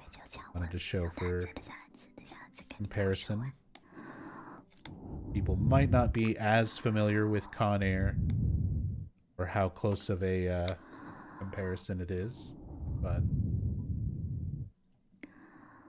you can see the clothing, that floral pattern, the color of the there's I had another shot where you can see her full outfit and the dress and everything basically identical.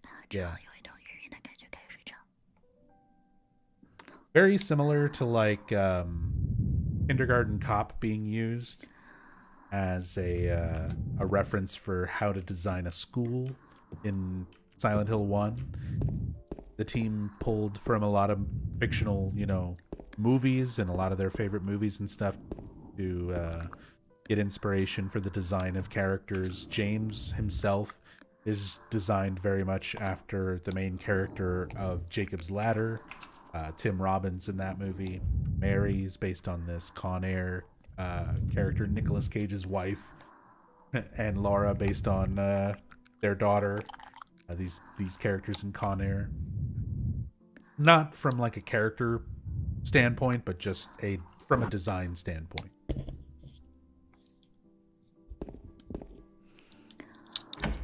But I love the way that's all presented. Seeing the familiar clothing, picking up your light source, Um, having the encounter with the mannequin on top of this following encounter with the mannequin, just standing there in the light at the end of the hallway, motionless.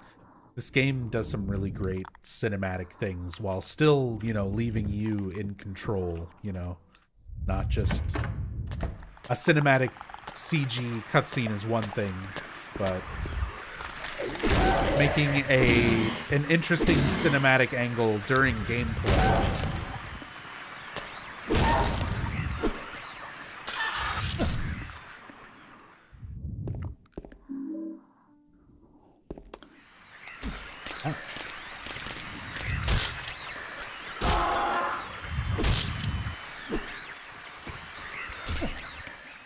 What's a list of films that inspired Silent Hill 2, by the way? I mean, there's a ton. A lot of David Lynch stuff, specifically like Blue Velvet. Jacob's Ladder was a really big influence. Con Air, just from character design standpoints. There's been a lot of things like Industrial Symphony No. 1. Holy shit, Yami. Yami, thank you so much for $100 towards the new PC. Dude, thank you so much. And the message said, so I want a pastel pink tower with hot pink RGB coloring, LEDs with a Hello Kitty sticker slapped onto the computer. I said, if you guys are helping pay for it, I'm totally fine to let you design it. As long as it works. I will absolutely take the pastel pink Hello Kitty PC. Thank you so much, Yami. That is super, super kind of you, man. Thank you so much. Thank you, thank you. Yeah, we're another step closer towards that Giga PC. Thank you so much, Yami. That means the world to me. Thank you so much, dude.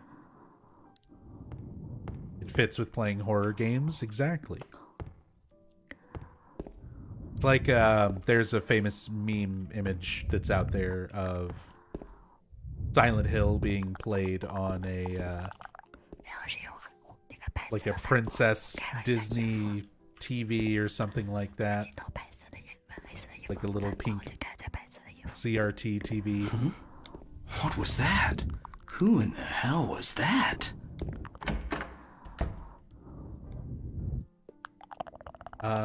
Ross Favor, thank you so much for the 1,000 bits. Very kind of you. Thank you so much. Again, everything going towards replacing my PC right now. Thank you. Thank you for contributing towards helping me replace my PC so I can keep streaming full time. Thank you, Ross.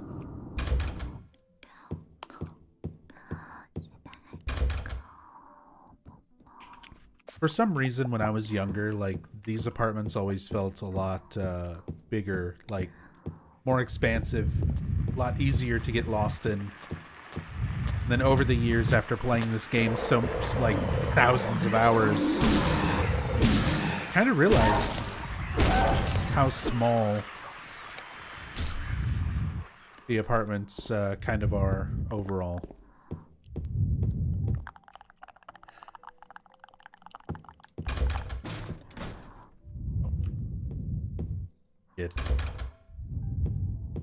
Get a little extra sound cue there. There's a few spots in this game where checking doors that don't open will sort of trigger like a little sound event, a little scare kind of thing, environmental thing. It'll happen again later with the door that normally leads to where we fight Pyramid Head, but we're going to check it sort of before it's open. Speaking of where we'll encounter Pyramid Head, this is where we'll see him in a moment. The other side of this hallway. I like how we even get the close-up camera view when we get close to those iron bars. Just to kind of show how ominous that spot is. Like something's going to be here.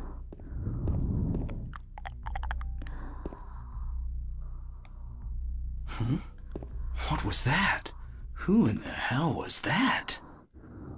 Tinkerbell, thank you so much for the 100 bits. Many people are donating for the computer. This is for your stomach. Have a drink on me.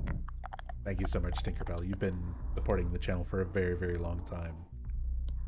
Much appreciated.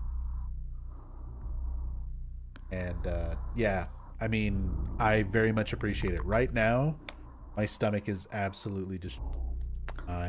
We had some friends over yesterday. We had a whole lot of snacks. Wound up ordering, like... Friends wound up having all this food. And I basically overate. What was that? Today I've been paying for it. Who in the hell was that? Stomach's been killing me. Evil Kuja, thank you so much for the 600 bits. Very much appreciated. Thank you, thank you. Thank you so much, Kuja. Really, really appreciate it. Alright, this note must be from the person who lived here. 3 needles stand of 3 different heights. The fat, the tall, and the thin. From slow to fast, they move to the right. Scott rests not on 3, but 15. So we've got a first clue towards clock puzzle, which we can't solve just yet, but we'll come back to that once it's time to actually solve it. A television. There's nothing unusual about it. Not yet. Can't examine the chair. There's a newspaper here. It looks like it's very old. So I love how just the camera angle and the arrangement of stuff in the room, you sort of focus on this spot, whether you want to or not. So you'll kind of notice it once it's changed later on. What's this? Henry, Mildred, and Scott. We have scratches in the wall that are scratched in such a way that they make arrows. So Henry pointing to the left, Mildred pointing up and to the right, and Scott pointing directly to the right. So that's going to be another element to solving this puzzle. The clock is stopped at 8:18 and 15 seconds. The face plate is closed. It is locked. I can't touch the needles of the clock like this. We'll need to come back once we have a key to open this up. There's writing on the clock. The scars from the past shall remove the nail that stops time. You try to push the clock early. No matter how hard I push, it doesn't move, like it's stuck to the ground. We get most everything we need for solving. Not a bad clock for a speedrun? Yeah, so the solution to that clock puzzle is always the same. Doesn't matter what difficulty you're on, doesn't matter anything like that, but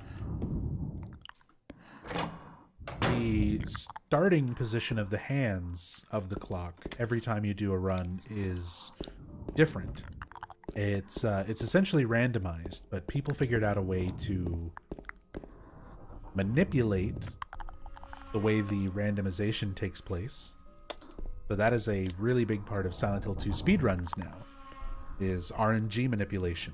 And getting to the clock and seeing what hands, like seeing that it started on 8:18, you could potentially, from that number, figure out, you know, how long it took for me to start the game and what frame we started the game on, and that time would be within a certain number of seeds that each represent frames. What is RNG manipulation? I guess I'm kind of already explaining it now while we stand here in this really creepy audio hallway. So RNG is random number generation. It's just a way of referencing things in the game that are typically randomly determined. So those clock hands, you always have to turn them to 10 past 9, but where they start, if they start at 8:18 or if they start at 3:30 or wherever they start, is random. But speedrunners figured out the way that the game determines how everything randomizes is based on how many frames it takes you to start the game. So whenever the game first starts up and it's showing like the Konami logo and the Silent Hill 2 title screen logo, all those animations are running at 60 frames per second. And every second that goes by, every frame, every 60 frames, is also 60 seeds, essentially. So if you start the game on a very particular frame, the seed is always the same. So if you set it up in such a way, which is what speedrunners do, they let the intros play and then start the game as quickly as possible to narrow down sort of the range. And they can usually get it down to within about 3 or 4 frames, like really good speedrunners. They'll always start the game within 3 or 4 frames of each other. And as soon as they get to the clock hands, one of the first randomized elements in Silent Hill 2, they can then look at a chart and determine what frame they started the game on and what seed they're on.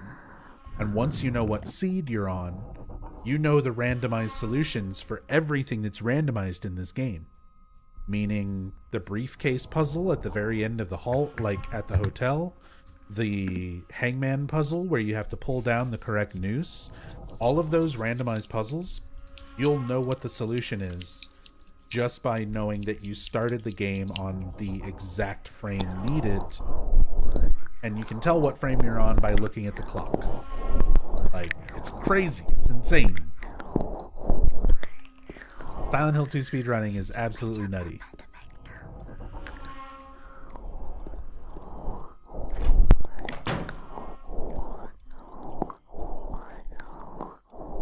There's a key on the ground on the other side of the bars.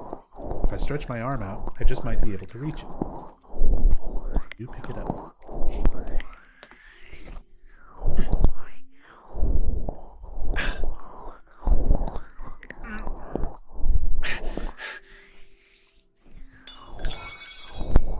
Ow! Hey, wait! Damn it. We see a little piece of this scene in the Silent Hill 2 remake trailer.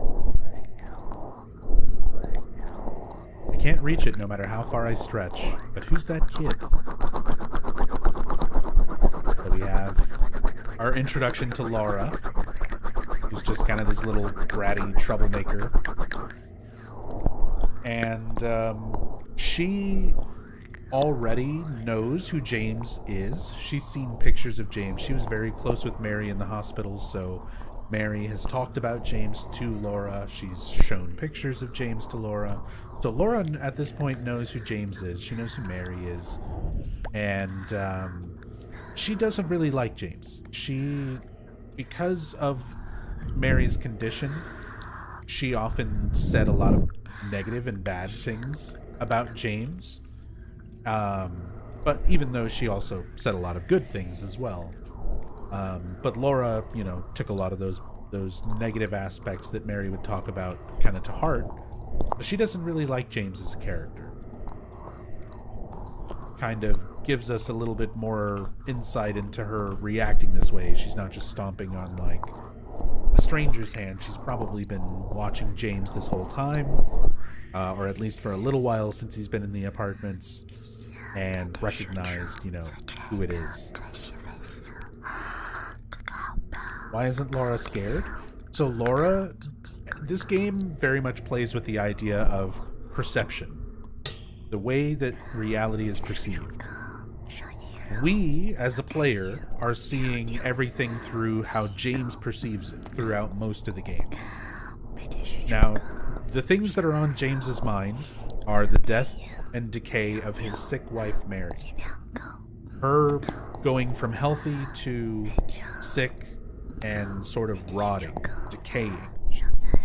So James's reality is sort of painted by this. Everything is rotting. Everything is decaying. Everything is rusting. The same way that he was sort of viewing his wife as wasting away. Laura is not seeing the same town, the same environment that James is seeing. There's a good chance, like, she's seeing everything completely abandoned, but not dangerous, not decayed this badly. She's seeing an empty town. She's running around and kind of doing her own thing, but it's not anything threatening. There's no creatures, and it's not as dangerous of a looking environment as it perceives to be through James's eyes. And they even, when it came to developing Laura's character, Team Silent, literally, because the actress is a real little girl, Jacqueline Breckenridge, and Jacqueline Breckenridge was, I think, 8 or 9. No, she might have been a little bit older. I think she might have been 10. But she was still like a pretty young kid whenever she was recording for Laura. And the team didn't even tell her that it was a horror game. They gave her little ideas about who her character was and sort of why her lines were what they were. But for the most part, they tried to keep her intentionally in the dark, not telling her about how dark the themes of the game were, and that there's monsters and things like that. Like, a lot of that, they didn't make her aware of it. So a lot of that plays into Laura's perception of the world. Like, she's sort of shielded from all of the nightmarish aspects of it. The shopping cart. What is that doing? Introduction to the handgun. Get our first ranged weapon of the game. Full magazine holds 10 bullets. Light handgun. Not much stopping power, but easy to use.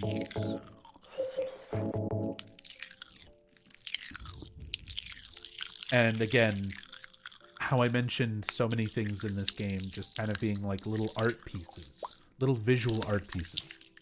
The gun sitting in a grocery cart, sitting in the middle of this empty abandoned apartment where the walls are just, everything is shot up and destroyed. You know, bullet casings are all over the ground. To just sort of paint an abstract image where you still sort of, you convey meaning to it. This apartment all shot up, this handgun in a grocery cart sitting in the middle. There's a few different ways to interpret it. You could interpret this, and the way I kind of see this is like, from an outside perspective, especially cultures like Japan and countries like Japan that have very strict gun laws, how easy it is by comparison to own a gun in the United States. Like, even though it's not exactly, you know, it's a metaphor, it's not exact, but the idea that it's as easy, you know, in America to have a gun as it is to get groceries, you know, you can convey that idea through just finding this gun in, you know, the shopping cart. That it's a little bit of a take of, you know, on gun culture in America compared to everywhere else. And you could very much interpret it that way, but it's not going out of its way to make that a point and directly say that that's what it is, you know. So that might not be it. But it's just one of numerous different ways that you can kind of interpret these. That's why I kind of love that there are all these little set pieces like this, you know, where you're not just being given the handgun. Silent Hill 1, Sybil gives you a handgun. The cop gives you a gun. You just have a gun. Silent Hill 2, like, there's something sort of strange and eerie about finding it in this manner. You sort of feel like you're disrupting something here by taking it. You know? Strange. And there's that feeling is one of the best things when it comes to horror. That feeling of unease and uncertainty that you're sort of displacing things and disrupting this world that you're in while you're exploring around.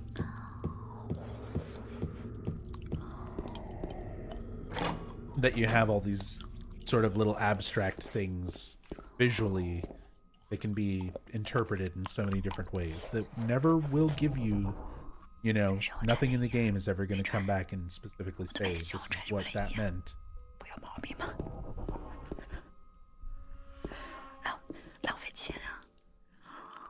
And some really wonderful audio cues, just like metal scraping in the distance. So now we've got a gun, we've got a flashlight. There's an interesting thing with this sound effect here. When you step forward, it's going to trigger a scream. And the audio for that scream, we've already been kind of talking about a lot of little visual sort of art pieces and ways that the game conveys things visually, but also from a sound standpoint. This game does a lot of cool little tricks with sound. And this particular sound effect is a great one, where there are two screams being layered together. There is an adult man screaming, and there's what sounds like a baby, a small infant screaming. And those two screams are sort of layered and edited and mixed into one another to make the scream that you hear in this hallway. So it's possible while listening for this to hear either the man scream or the baby scream. Because I've watched a lot of different blind playthroughs and I've set this up and seen a lot of people play firsthand to try to figure out like which one do you hear. And it's a nice little sort of auditory hallucination of like hearing one voice or the other, so that sometimes it sounds different from one playthrough to the next.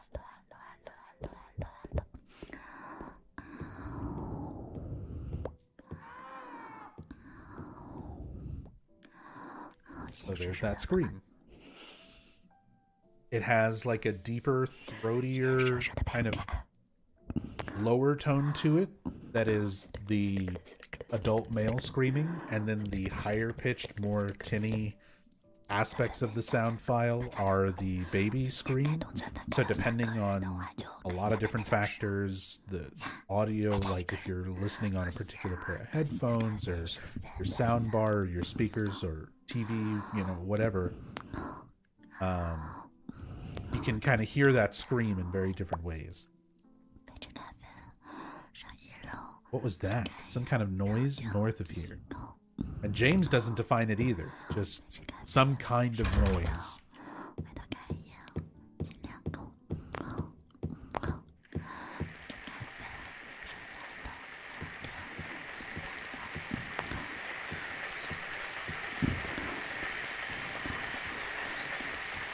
And there's our introduction to Pyramid Head.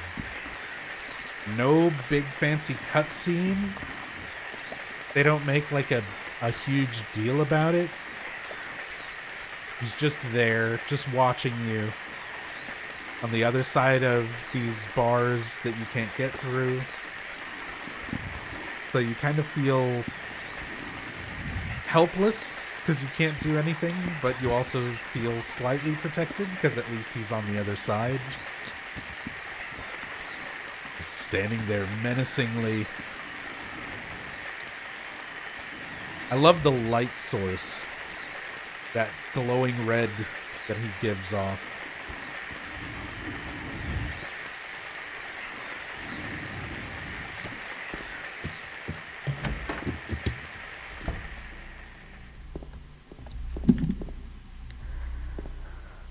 now this scene has changed. So the chair that was further away, the TV that was off, there's now a body, now a blood stain on the TV and on the floor under the chair.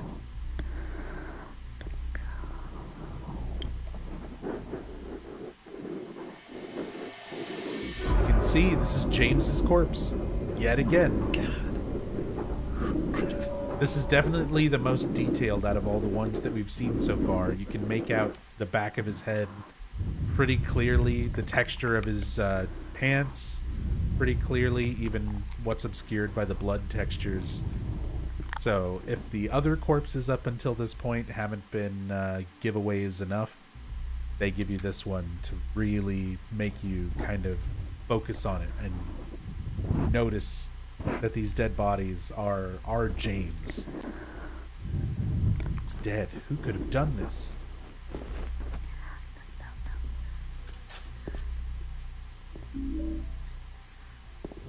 Heater room 202.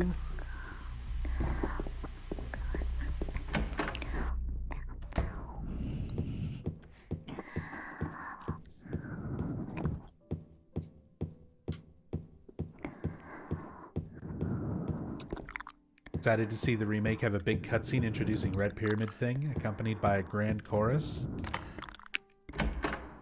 I feel like that would be one of the things that would change.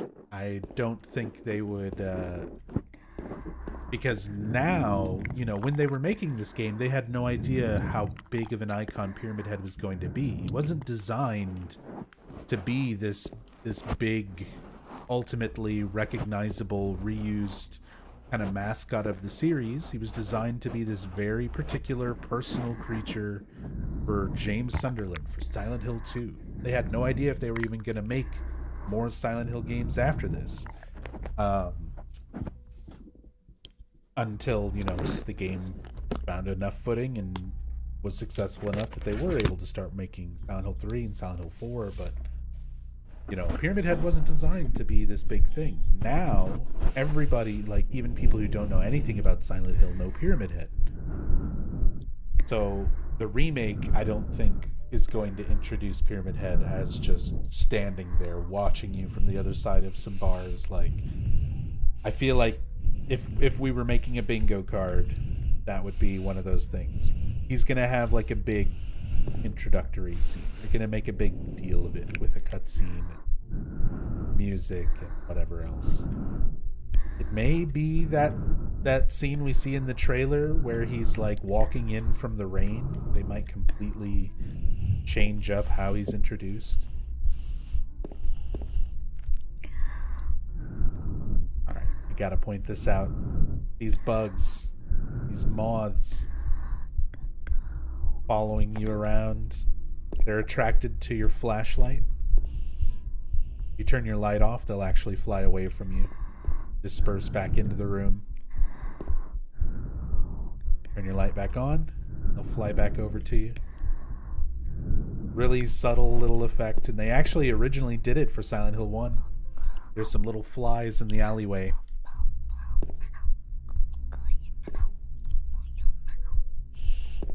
That they follow Harry when he turns on his lighter during the nightmare sequence.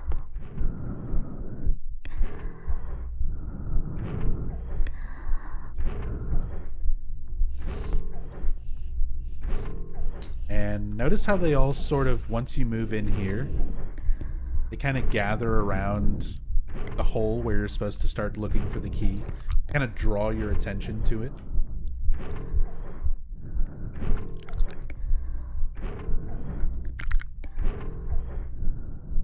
The moths are the exact same moths as the boss. They are. When you fight the final boss and they attack you.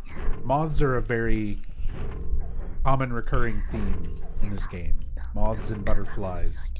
Because they kind of represent reincarnation and rebirth. The idea of being alive as a caterpillar, and then cocooning, and then becoming a butterfly. It can be, yeah, seen as transition, either from life to death to afterlife, whatever. It can be seen as a rebirth or a reincarnation of a person into another thing. the same way that Mary is sort of dead and then reborn as Maria. We even see a butterfly tattoo on Maria, further kind of enforcing that idea and that symbolism. Yeah, we see that very prominently here in this room, along with some of the best ambient sound, all this sort of metal machinery. Not quite as heavy and industrial as it was for Silent Hill 1, but still has a very strong presence in this game's soundtrack. It's too dark to tell for sure, but I think there's something on the other side of the hole. Investigate.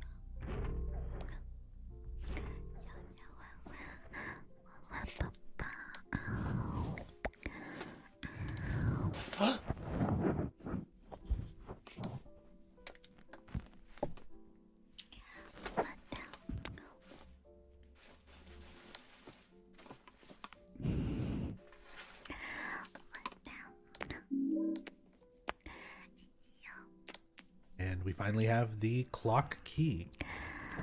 Now we can go back to that room and solve the clock puzzle. Really great, again, setup. Just sort of the tension of James reaching into the hole, not knowing what's going to happen. He sort of draws his hand back like something startles him. They have this weird green, bright green ooze. Things that just don't look natural, don't look right. But at the same time, sort of draws your attention to it.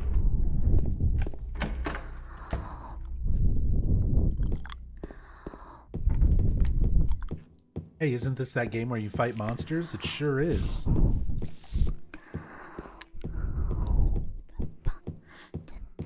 Hope you're doing well, Cliptor. See Pyramid Head no longer standing on the other side of these bars here.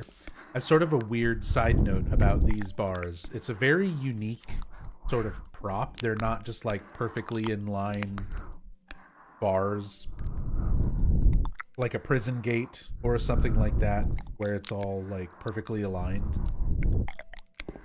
It's just sort of random lengths and pieces of like iron piping or bars just stuck into the floor and into the walls.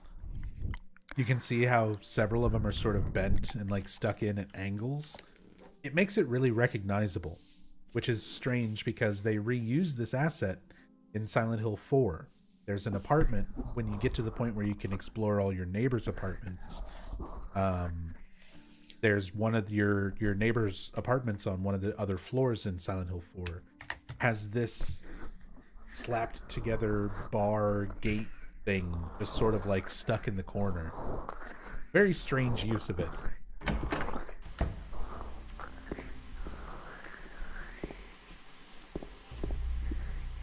All right. So Henry, Mildred, and Scott, we've got all the clues telling us what to do with this once we open it. Now that I think of it, there was a big clock in room 208.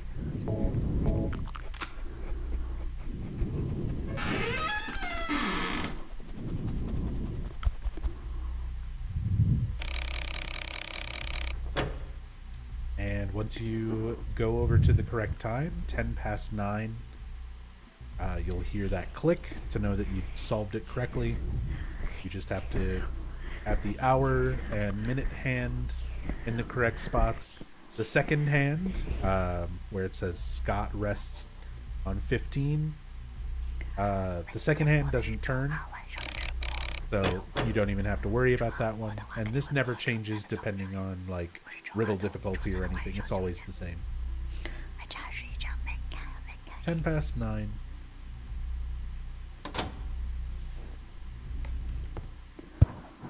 And now the scars from the past, scratches in the wall that tell us which direction to point each hand on the clock.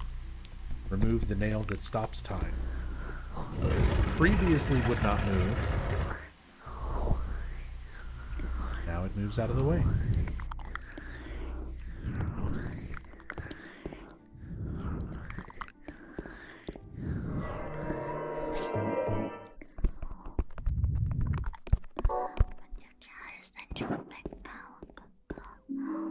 Who would have just tried to break the glass to the clock if it was you in Silent Hill? I think a lot of people would resort to that. If a door was stuck, just trying to kick it down or break it. I think realistically, a lot of people would really try everything at their disposal before just giving up and being like, oh, I guess I need a key.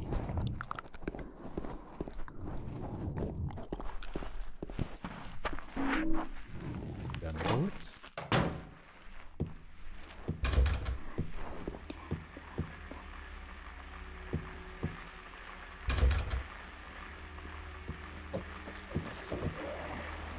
Again, I love just these angles, these long dark hallways with creatures at the end of them.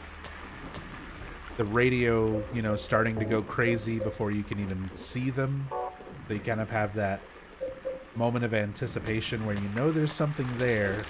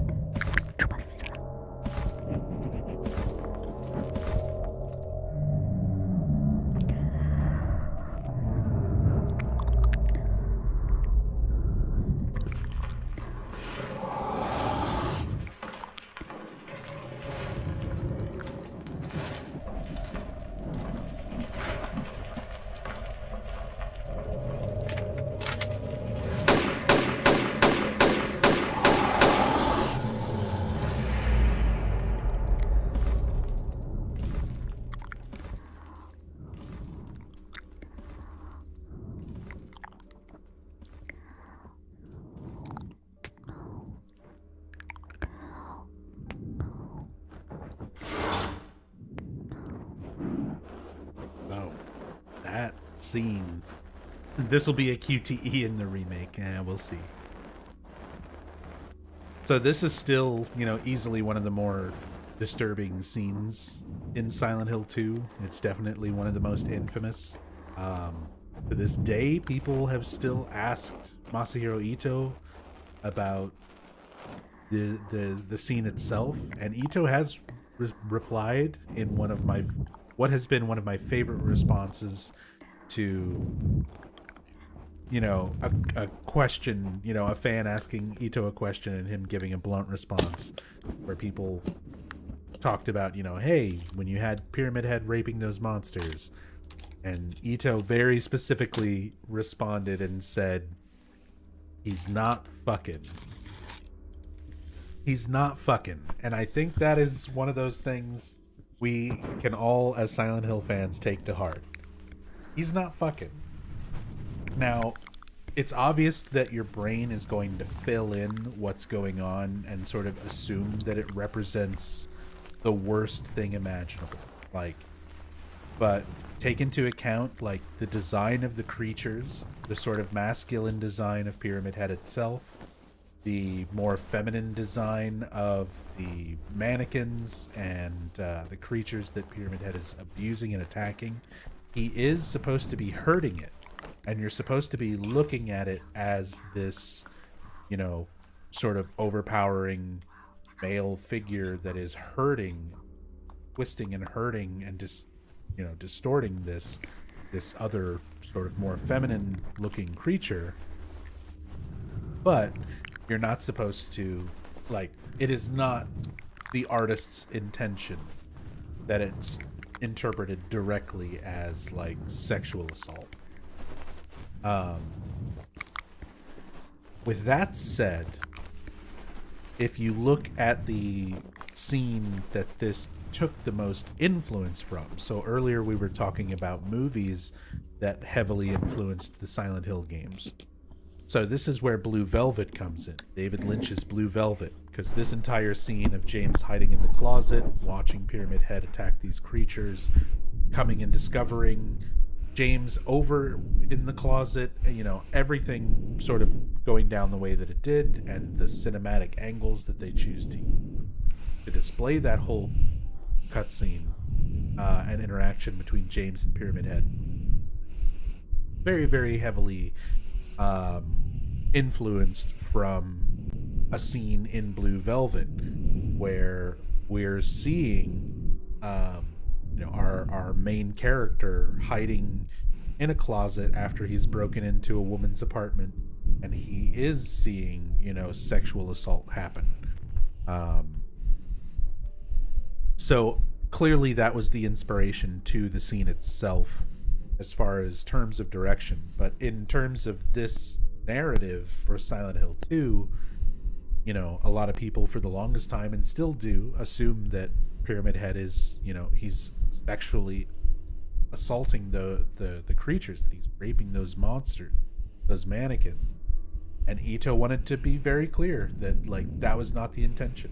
You know, your mind is supposed to go to something horrible and messed up, but that's kind of the point, is that they can show you just enough of a picture to make your mind go to something that is even worse. And I think that's a big part of games, especially from this era, where you can only show so much. Now, with, you know, better graphics and better technology and things like that, people can be every bit as gruesome and gory and horrible with details. So I'm very curious as to how Bloober's going to handle scenes like this. You know, will there still be a certain level of subtlety where your mind is allowed those sort of gaps to fill in what you think is happening, or give you that same level of interpretation? Or will things be spelled out a little bit more direct and explicitly?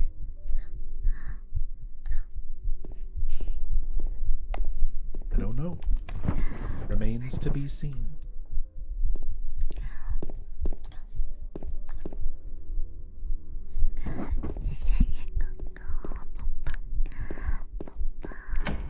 Hope Bloober doesn't mess it up. So do I. I would love... Like, I'm not a big fan of any of Bloober's games up to this point, but I would love to be wrong. I would love for Silent Hill 2 Remake to be, like, the best game ever that they've ever made.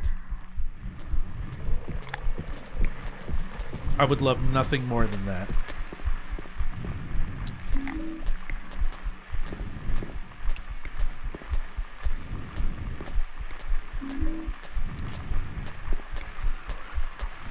Normal washing machine, nothing of interest.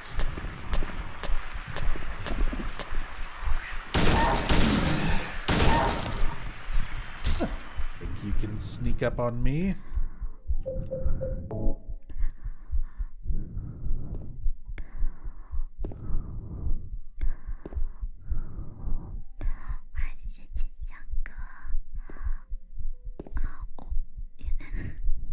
Even just this stuff, just the kind of random graffiti, little scraps of like magazines and newspaper stuck everywhere.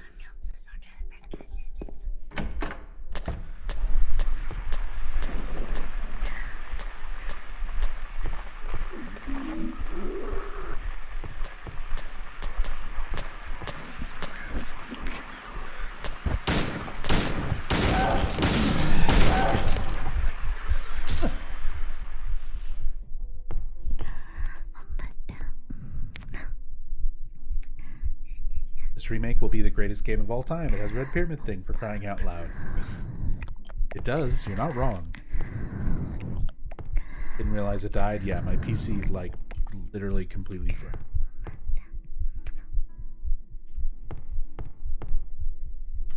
It's not that old either. Like, from like 2016, 2017.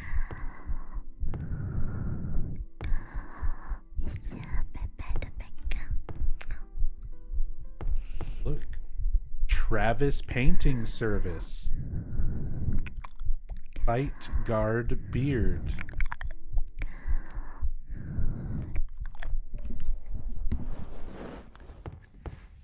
Clearly a reference to Silent Hill Origins. Game that would be made 5 years later by a completely different group of individuals.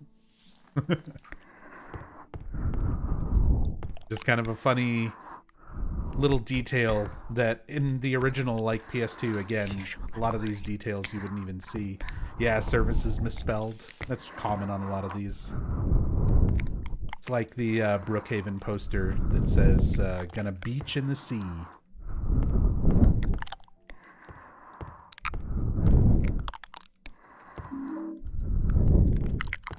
I'll be sure to point that out when we get to it.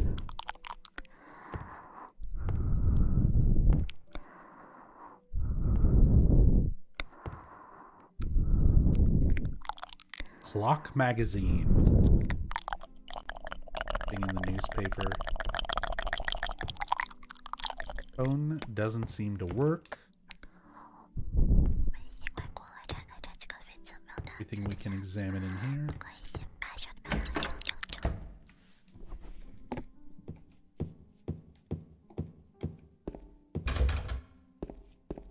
Even those little side rooms where there's, you know, it's basically just a couple of enemies and maybe a couple of supplies.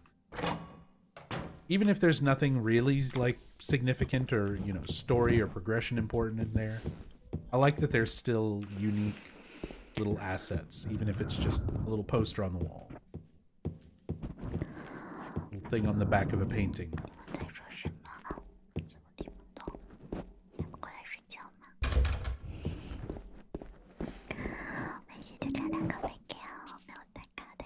You have the canned juice.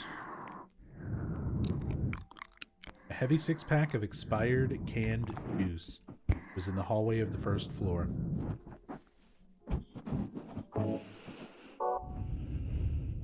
So, this is one of those puzzles that, quote-unquote puzzles, that I know a lot of people who've gotten stuck at this part of Silent Hill 2. Where figuring out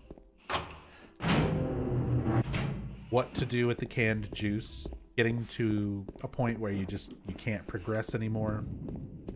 Nice to know that it's apple juice. Yeah, look at that enhanced edition inventory. Such a nice crisp image. That apple juice. But yeah, a lot of people I know got stuck here. Garbage. No use for that.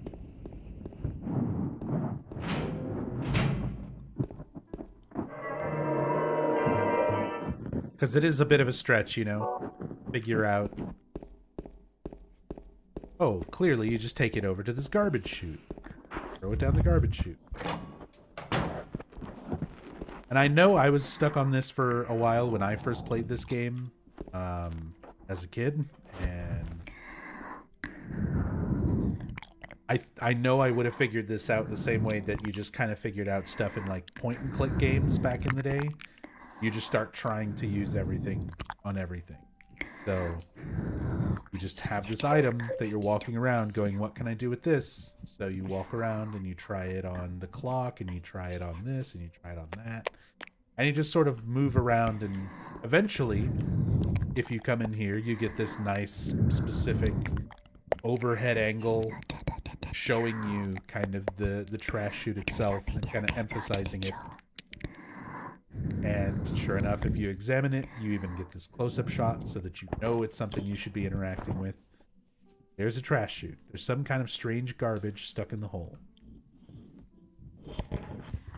expired juice could ferment into alcohol. So I've got my own personal little theory. This is nothing that's ever been confirmed by any devs or anything like that, but I've got my own little personal theory on the canned juice. So I think that at some point this might have been alcohol, where it affects the rating of a game if the player can interact. Like, if you have like an alcohol bottle in the background that you can't interact with at all, that's one thing. If you have it as like a usable item that you can pick up and like use as part of a puzzle, a lot of times they have to include, you know, the little drugs and alcohol thing on the back of the box. Like, it goes into the rating and it can complicate things. So I think at one point this may have been alcohol rather than juice, and I think it would have given it a little bit more significance, because much later on when we get to Heaven's Night, you can examine some alcohol, like empty alcohol bottles and stuff that are in the Heaven's Night club, and James talks about how he does drink quite a bit, especially since dealing with Mary's illness. So he kind of goes off onto this whole little introspective thing after examining those alcohol bottles that, you know, he would be, you know, more prone to drinking. But then mentions that now he's focused on what he's doing and he doesn't have time for drinking.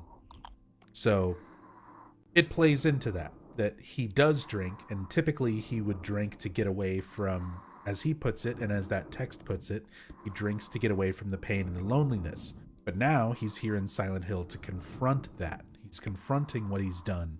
He's confronting those feelings. So he doesn't need the alcohol anymore to try and avoid it. So now I think about this puzzle, the canned juice, if this was alcohol, if this was beer, if this was something else, where James is picking it up and carrying it around and saying, I don't need this. I don't need to drink this, even though it's something that I was doing to deal with my depression, essentially, to deal with Mary's death. That it's something that he doesn't need, not to drink anymore. And casting it away, throwing it down the trash, getting rid of that crutch of the alcohol to deal with his feelings, to deal with what he's coming to terms with, allows him to progress and proceed. So it adds a little more significance to it. And it's backed up by other dialogue about James, you know, and his drinking that we find later. Wasn't this game already rated mature, or was it teen? No, this game was already rated mature, but even if a game is rated mature, there's multiple different, like, layers to that. Like, a game can be rated mature because of violence and alcohol and drug use and sexual, you know, things like that. Like, there's multiple different things that affect a game's rating, and certain places, certain people, certain demographics are not necessarily going to buy a game. Like, they might buy it if there is violence and stuff, but not if there's drug use, or not if there's sexuality or whatever. So even if it is a mature rated game, they could potentially still have reason to change something like a bottle of alcohol that would have to go through a ratings permission. You'd have to fill out extra forms and put a thing on there because your character can pick up alcohol, like, and it would have to go through a whole nother step, a whole nother process of going through the ratings board, rather than omitting it altogether and just being like, yeah, it's apple juice. Again, this is entirely theory. This is entirely theoretical. There's no evidence to back up my thoughts on this. I just felt like it would be interesting. I can find a logical reason for them to change it from alcohol to juice, and if it was alcohol, there would be some story and character significance. All I'm saying. But just because something makes sense and because there's, you know, a pattern there doesn't mean that that's true.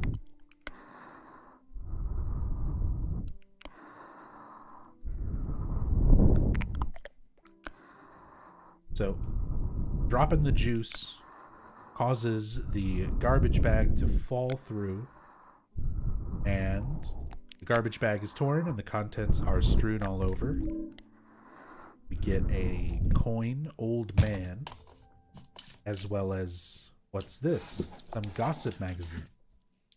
The police announced today that Walter Sullivan, who was arrested on the 18th of this month for the brutal murder of Billy Locane and his sister Miriam, committed suicide in his jail cell early on the morning of the 22nd. According to the police statement, Sullivan used a soup spoon to stab himself in the neck, severing his carotid artery. By the time the guard discovered him, Sullivan was dead from blood loss, the spoon buried 2 inches. An old schoolmate of Walter Sullivan's from his hometown of Pleasant River said he didn't look like the type of guy who would kill kids. But I do remember that just before they arrested him, he was blurting out all sorts of strange stuff, like, he's trying to kill me, he's trying to punish me, the monster, the red devil, forgive me, I did it, but it wasn't me. The schoolmate then added, I guess now that I think of it, he was kind of crazy.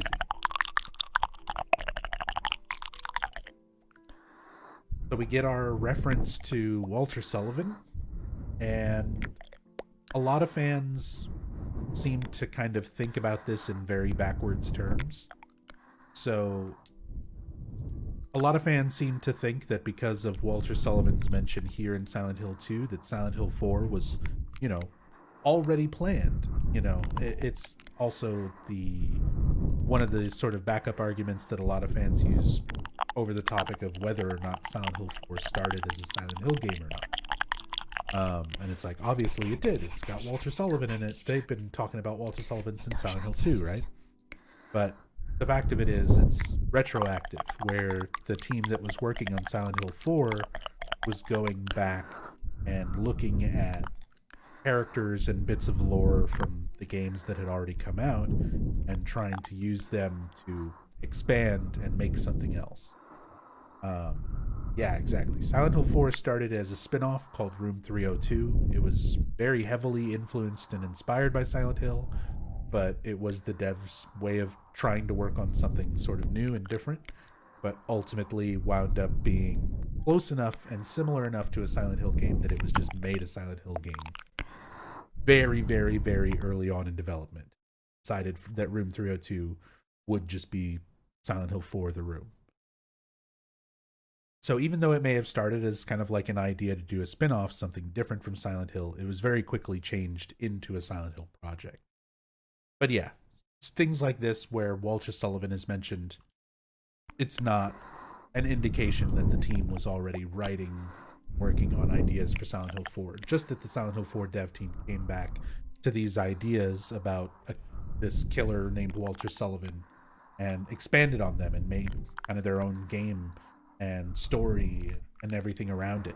So some of those ideas, like the Red Devil in Silent Hill 2, this note where, you know, Walter Sullivan mentions the Red Devil, it's more of just an indicator about Pyramid Head himself and kind of showing, you know, a bit of a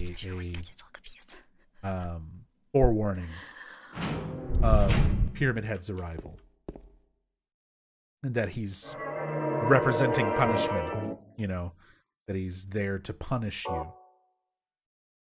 So it gives you that idea. It kind of drives that idea home. But then Silent Hill 4, they go back, they retcon the Red Devil to mean, you know, this member of the cult, Jimmy Stone, who was one of the people who was abusive towards Walter Sullivan, that Walter Sullivan ultimately wound up killing, part of the 21 Sacraments. Take the idea from the note, sort of retcon it into its own thing for the story of Silent Hill 4.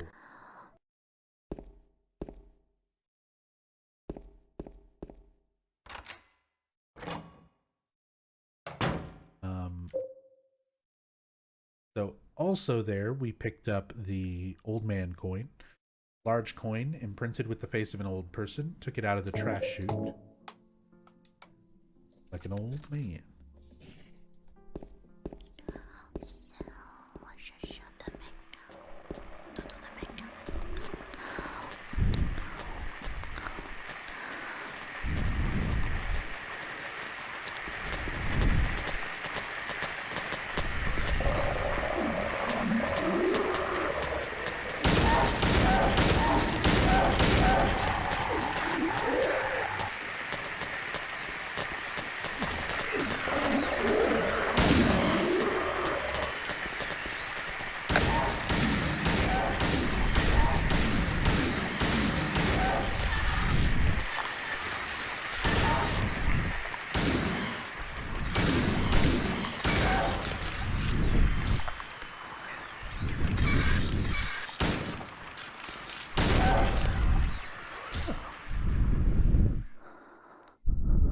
A lot of lying figures in a very small space.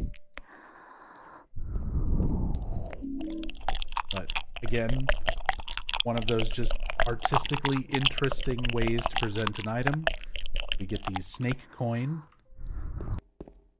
inside this baby stroller sitting at the bottom of an empty pool. Again, a million different ways you can look at that, the imagery of that, and sort of interpret it with nothing that the game is ever going to spell out for you, you know? Large coin imprinted with a snake. I found it in that pool with no water.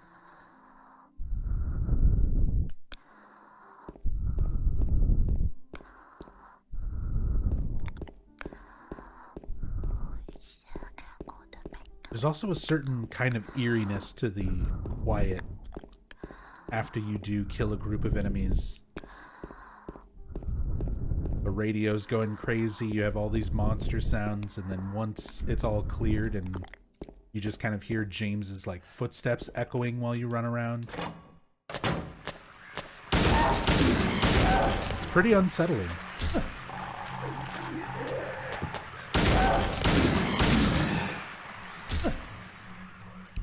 Hey Nub, if you were to visit Silent Hill, what food place would you go to first?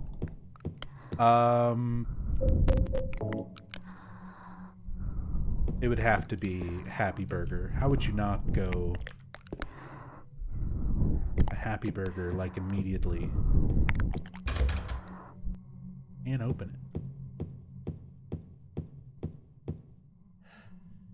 Love some of the graffiti and things you can see here. To hell.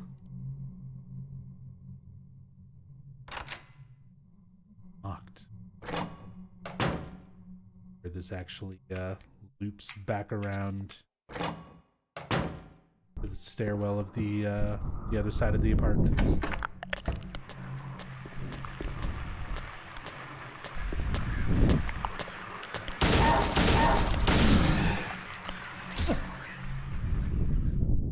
Or TP hell. It's all coarse and rough. Rough toilet paper life. Even just these kind of effects. I love the bloody footprints after you kill an enemy and walk past them. James sort of leaving those bloody footprints trailing behind him for a while. Yo, Drew. Drewzilla, thank you so much for the $10. Very much appreciate the love and support, Drew. Thank you, thank you. That's going towards the Giga PC Fund. Thank you so much. Very, very much appreciate. Thank you. Hope you're doing well, Drew.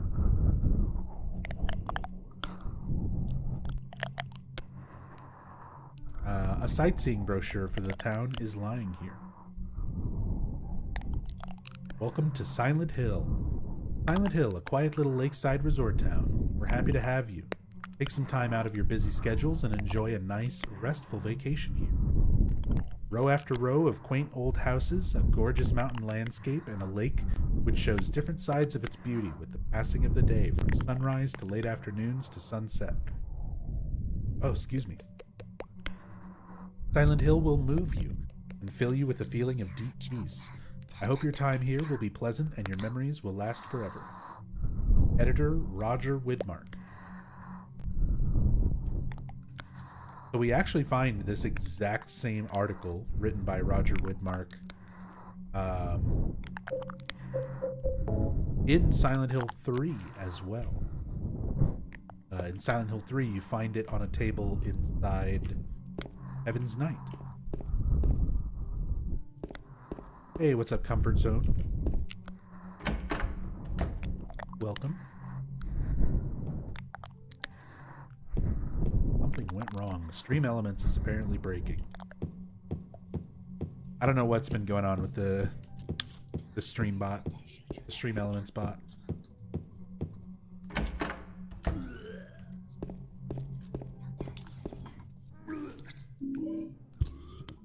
All right, who's ready to listen to the best puking performance ever?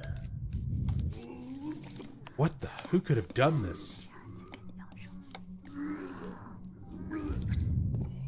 So you can see these like human-looking legs sticking out of the fridge. Blood.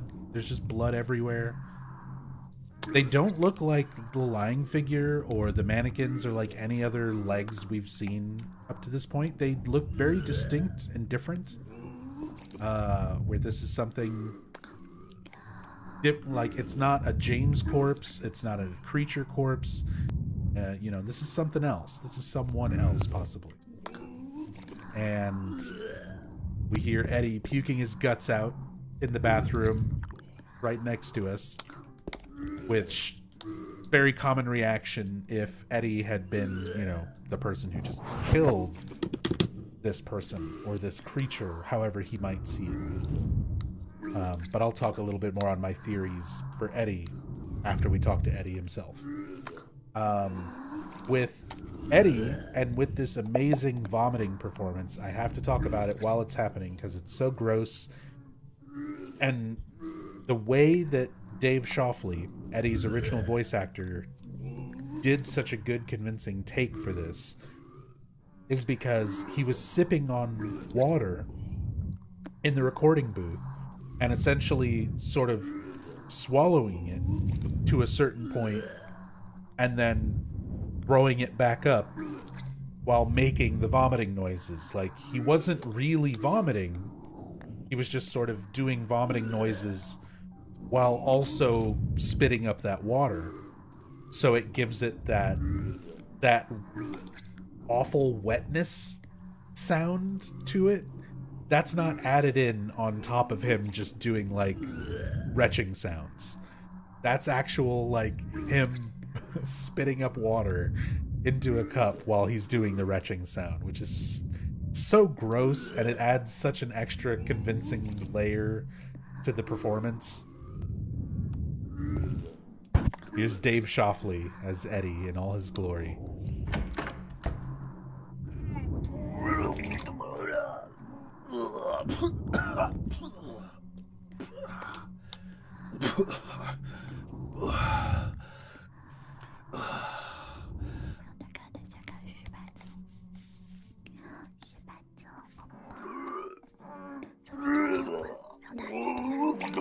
It wasn't me. I didn't do it. Do what? I didn't do anything. I swear. He was like this when I got here. My name's James. James Sunderland. Eddie. Eddie. Who's that dead guy in the kitchen? I didn't do it. I swear I didn't kill anybody. You're not friends with that red pyramid thing, are you? Red pyramid thing? I don't know what you're talking about. Honest. But I did see some weird looking monsters. They scared the hell out of me, so I ran in here. Well, I guess this place isn't too safe either. What happened here anyway? I told you, I don't know. I'm not even from this town. I just...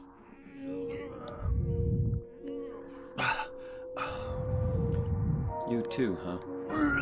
Something just brought you here, right? Yeah, you could say that. Well, Whatever it is, I think you better get out of here soon. Yeah, you're right. What about you?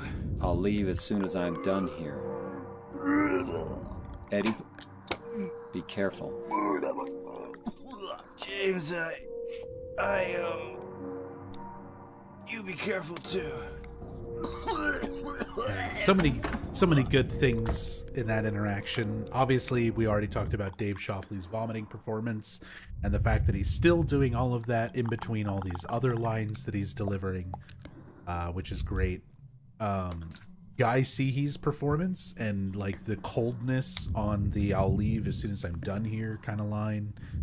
I think Guy Seehe's also giving a really good performance, considering he's got the least, voice acting experience out of almost everybody else on the cast of this game.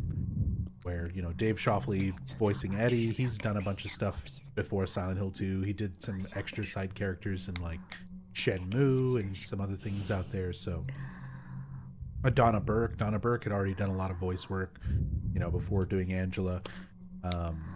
But yeah, James, Guy Seehee voicing James was one of his first more like serious roles as a voice actor, and I think he really does a good job with a lot of those specific line deliveries.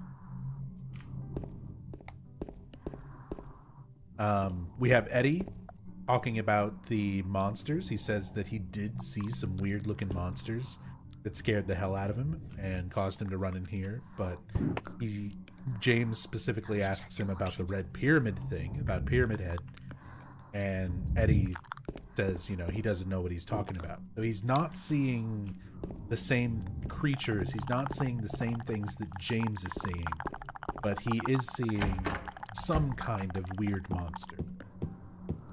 But we never really get to know specifically what Eddie's encountering.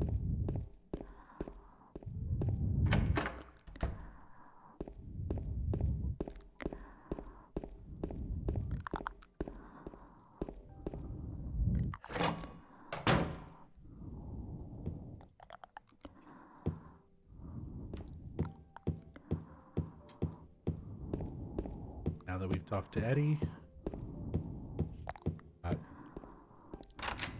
fire escape key, and make our way into the next apartment building. A whole nother set of apartments in a separate building directly across. There's no fire escape outside the door. Maybe they knocked it down when they built the building next. I think I can get into the building next door if I go through the window in front of me.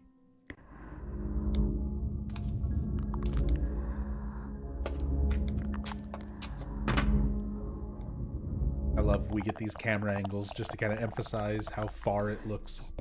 Even though, he's only a couple, second floor from the ground. Going across this window, it looks very far up. Some dynamic sound effects here, the crunching of the glass, depending on where you step. A lot of good dynamic effects like that in this game. There's tons of different footfall sound effects depending on the texture that you're actually on. Old broken down bed here.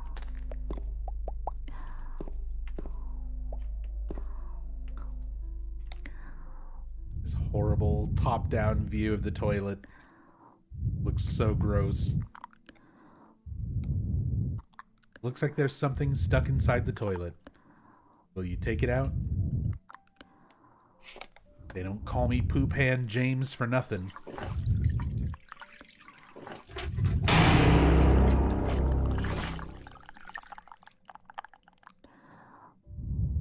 Horrible sloshing sound while he's searching around in it. Ross Favor, thank you so much for the 4 months. Really appreciate the reason. Thank you, thank you. Looks like a wallet. There's some kind of memo in it. 20 right, 1 left, and right, 15. And keep on touching the toilet. He doesn't even take the wallet with him. You don't, check the wallet in your inventory. He leaves it in there so that he has to reach in and take the wallet out and look at what it is every single time.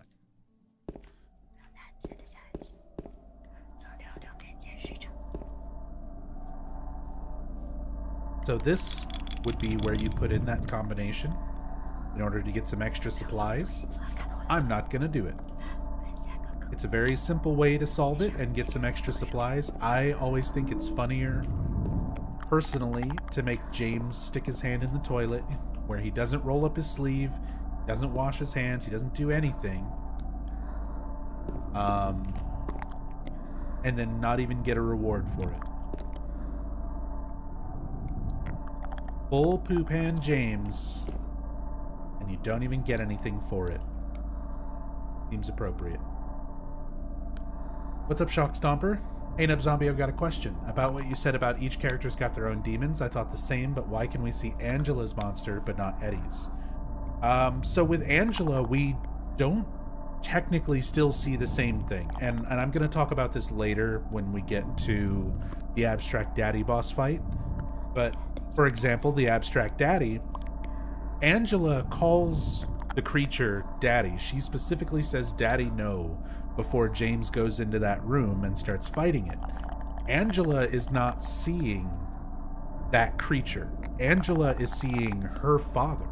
She is seeing Thomas Orozco, her abusive father. James is seeing what her father represents, the Abstract Daddy creature. So when we're seeing the Abstract Daddy, we're not seeing Angela's monsters. We're seeing something significant to Angela as James would interpret it, based on who Thomas Orozco was, but never having met the man. So we're not seeing Angela's creatures. We're seeing James's interpretation of things that are relevant to Angela, but not the same thing that she sees.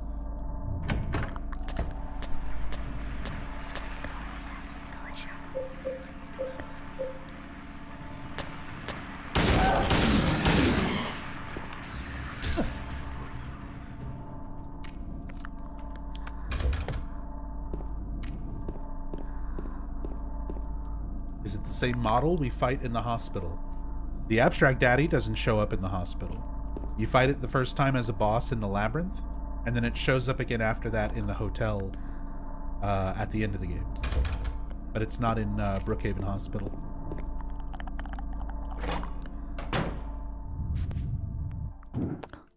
Here's our map of the Blue Creek Apartments. Hey chat, who's the guy who spent 5 hours on that safe? Very Dave. Shoutouts to my boy Very Dave.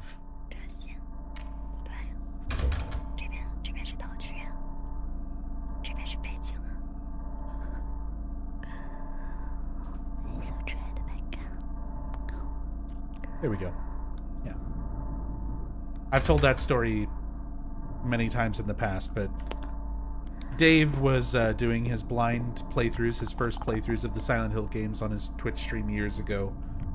And, yeah, he spent hours on that safe puzzle and eventually solved it by accident and absolutely lost his mind. Like, literally went insane trying to figure out how to solve it and just misunderstanding. It was great. It was a wonderful moment. You're thinking of the flesh lip? Yeah, the flesh lips are very different things from the Abstract Daddies.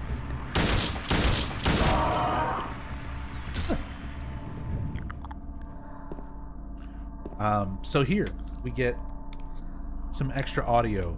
Later, we're gonna get the key to this door, which leads out to a Pyramid Head fight before leaving the apartments. But if you come here early, before you have the key, it's locked.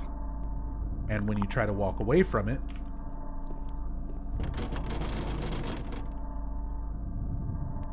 something rattles the handle. Really cool little detail.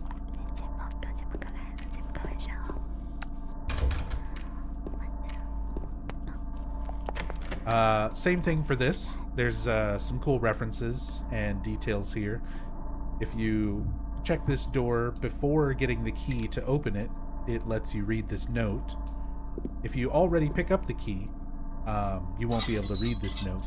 But it says, "Dear Tim, I have to run an errand, so I'm going out. I left the house key with Uncle David. You know where he lives, don't you? The key is in the room near the first floor staircase. I'll be back as soon as I can, so please watch the place while I'm gone." So, some references here. Dear Tim. So, Tim Robbins plays the lead character in Jacob's Ladder, which is a very influential movie to Team Silent when it came to making Silent Hill 2 and Silent Hill 3. They took a lot of influence and inspiration from Jacob's Ladder, and James himself is even designed around Jacob's Ladder, Jacob's actual outfit in the movie, where he's wearing a very similar military jacket and everything like that. So that's the Dear Tim, little reference to Tim Robbins and Jacob's Ladder. And then Uncle David, a reference to David Lynch. Left the house key with Uncle David. And once we get the key that opens this, we find out that that apartment belongs to someone named Line. And the way that Line is spelled is the same as Adrian Lyne, who is the director of Jacob's Ladder. So we have all these little nods and references, film references, when it comes to opening this door, reading that one note. A little bit of an area that we'll see later. Can't open it.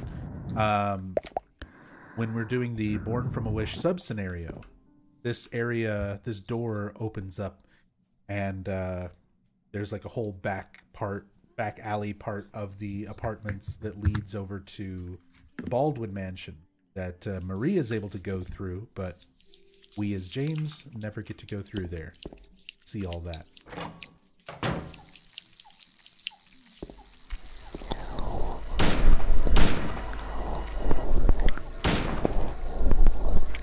Bug.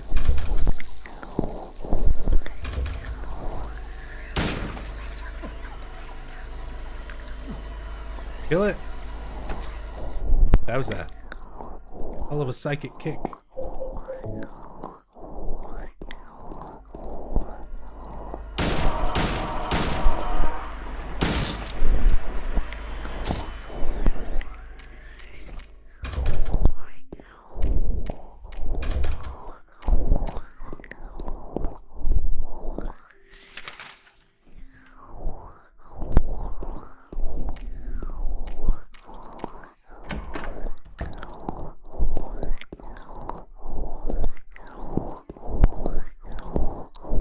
Rundown apartments.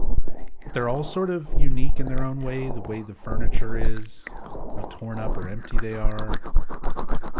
Some are like way worse off than others. Nothing in the bookshelf that looks like it would be of any use.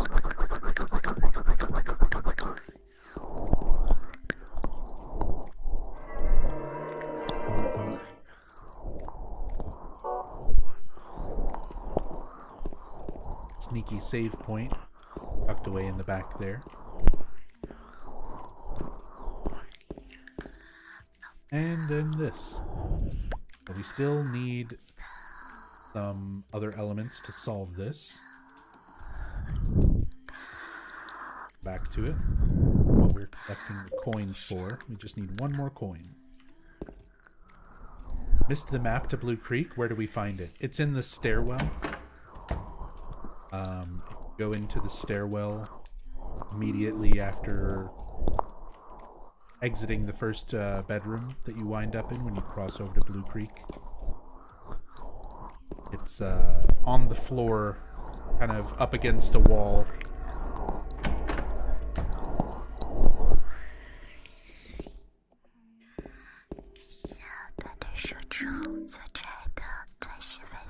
Handgun bullets, and again, I was kind of pointing out the rooms, how each of the rooms, each of these apartments that are run down, you know, some are more rundown than others.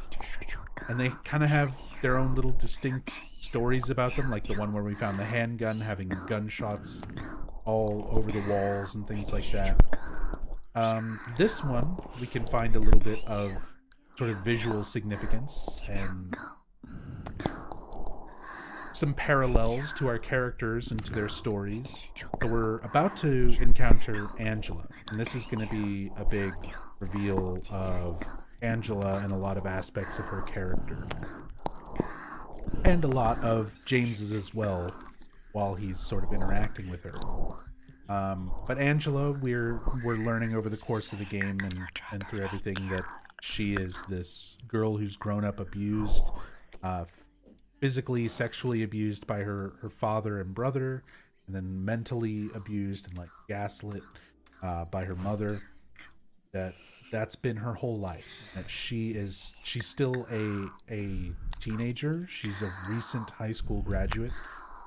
They never give like a specific age in the game or in supplementary materials and things like that, but she's presumed to be around like 18, 19, just out of high school. Yo, OQQ, thank you so much for the $50 going towards the PC. I'm gonna finish my thought here and then I'm gonna thank you properly, but thank you so much, OQQ. Angela has basically been living this life of abuse and has wound up in Silent Hill after stabbing her father, Thomas Arapico, to death and sort of running away from the consequences here. Goliath, thank you so much for the Prime sub. Very much appreciate it. Again, let me try to finish my thought and I will thank you guys properly. So next to each other we have these two doors. Now, if we were to assume that this had any kind of correlation to Angela herself, how she lived and how she grew up, she's been enduring this abuse ever since the time that she was a child. And you're looking and you're seeing this sort of relatively clean white, door. Not very clean, obviously still beaten up, but not nearly as beaten up as this one. This one even looks like the color of a bruise. It's sort of blue and purple. All these rotting boards, closing it up. And next to this more beaten and battered and boarded up door, we also see a stuffed animal. Probably belonged to the kid that used to live here. So even just visually, looking at this comparison of two doors, sort of cleaner door, this more battered and bruised door, next to the child's, stuffed animal that is also sort of beaten and decaying. You can look at that as sort of a reference to Angela herself, kind of this parallel to Angela and the abuse that she's endured since childhood. Just in the environment of the place where we find her. Similar to Eddie, where in Eddie's environment, seeing the legs sticking out of the refrigerator and all of these elements that are going to play into what Eddie is sort of here for, that he's being tormented, he feels like he's being bullied, and that he's lashing out in retaliation through violence. Angela, on the opposite end, is a victim of abuse. So her environment is sort of reflecting that, the same way Eddie's environment sort of reflected his character as well. But yeah, before we get into this really great scene and everything with Angela, OQQ, thank you again so much. $50, you got to get that PC. Can't thank you enough for the many hours of awesome content. Thank you so much, OQQ. I really appreciate you chipping in towards my new PC. I really, really cannot thank you enough. What allows me to continue doing this and being able to stream and make videos and stuff for you guys. So thank you so much for enjoying what I do enough to support me and keep me going. Especially right now where I really need that help to replace a dead PC. So thank you. And Goliath17 with the brand new Prime sub. Welcome to the channel, to the community. Thank you so much for the Prime sub. Really appreciate the love and support. Enjoy the emotes. enjoy your time here. Yeah, thanks, you guys. Here is Angela. Wonderful performance. Pay special attention to the tone of the performance, the way they're interacting with each other when they first start speaking to each other, where their reflections are they're sort of speaking to each other through their reflections, versus when Angela turns around and starts speaking directly to James. There's a lot of key moments where the tone of this scene very much shifts and changes.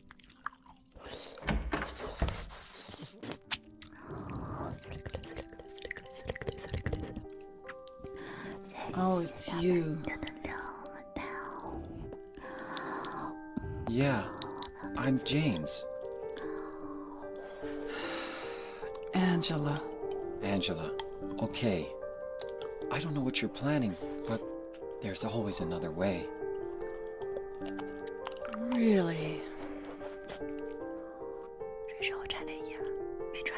But you're the same as me. It's easier just to run. Besides, is what we deserve. No, I'm not like you.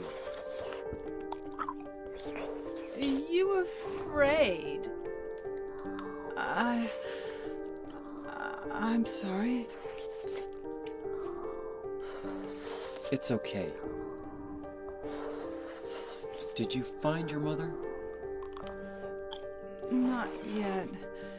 She's not anywhere. Did she live in this apartment building? I don't know. So, all you know is she lived in this town. What did you say?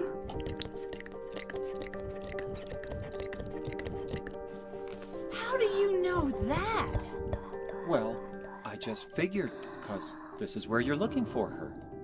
How else would I know? Yeah. Am I right? I'm so tired. So, why did you come to this town anyway? I'm sorry. Did you find the person you're looking for? Not yet. Her name's Mary. She's my wife.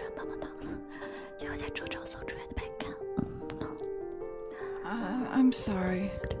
It's okay. Anyway, she's dead. I don't know why I think she's here. She's dead? Don't worry. I'm not crazy. At least, I don't think so. I've got to find my mama. Should I go with you? This town's dangerous. Now I know what you meant back there in the cemetery. I'll be okay by myself. Besides, I'd just slow you down. What about that? Will you hold it for me? Sure. No problem. If I kept it, I'm not sure what I might do.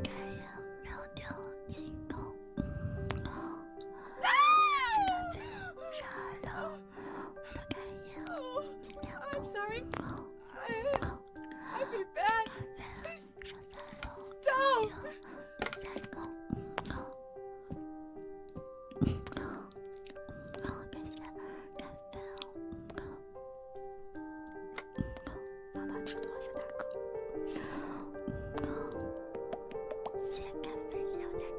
Yeah, there's so much so much information on top of just being such a great scene. Like, this music and how it accompanies everything, the performances from both Donna Burke and Guy Seehee, where Donna Burke's going back and forth between sort of the sleepier, dreamier tones and then getting sort of aggressive with like, are you afraid? And then sort of catching herself, realizing that she's not acting like herself, that she's, you know, sort of acting out, that, you know, towards, especially towards a male figure. You know, she's traumatized from all of this abuse that she's endured since childhood. And literally, you know, up until she stabbed her father to death, which most likely would have happened sometime in the past day, since she ran away and wound up here. So her sort of getting past that fear and mocking James for a moment, being like, "Are you afraid?" And then catching herself and like apologizing, going back to the more you know, try to be less conspicuous type of almost childlike, you know, in the way that she behaves, which is also common in a lot of victims of abuse, you know, when it happens from a young age, where you have kind of a duality of needing to act and come off as more mature, but then also sort of reverting to childhood in traumatic times. So that aspect of Angela's character, I think, really comes through without it needing to be sort of painted on very blatantly. Like, you can pick it up just from subtle cues, little things in the way that she speaks and the way that she acts, and then the big, you know, James trying to take the knife and having that big reactionary moment of, you know, a man reaching toward her that she, as a victim, you know, of abuse, is reliving this trauma from her father all of a sudden and just reacting naturally by taking that defensive stance and realizing again sort of what she's done, being forced to come to terms with the fact that she defended herself and stabbed her father to death. And she's having to sort of relive that through this interaction with James. Whereas James, you know, is not quite to that point yet. Through Maria, he will begin having to go through that same sort of journey where he's being forced to relive aspects of something in his life that went wrong. The death of his wife, Mary. So Maria, representing his wife, looking like his wife, and dying repeatedly directly in front of him, forcing him to kind of come to terms with that later on. Angela, you can almost look at her as being on a very similar journey as James, and she's like one step ahead of him. Like, her level of understanding what she's done and where she's at, you know, what Silent Hill is sort of forcing her to come to terms with. She's essentially what James becomes each step of the way. She's a little bit ahead. The point where we find her in here, she's kind of starting to piece things together. But she's still reacting to things in, you know, a very in the moment way, like her traumatic reaction to James reaching towards her, and she takes on the defensive stance with the knife. So again, we sort of see James follow in that same path, where right now he's still piecing things together, but eventually he'll start coming to terms with things more and more, where he starts to accept it more the way Angela does, right up to the point of kind of the ending of the game. We don't need to get that far into it because we'll talk about it when we get there. But for those of you who know, you know.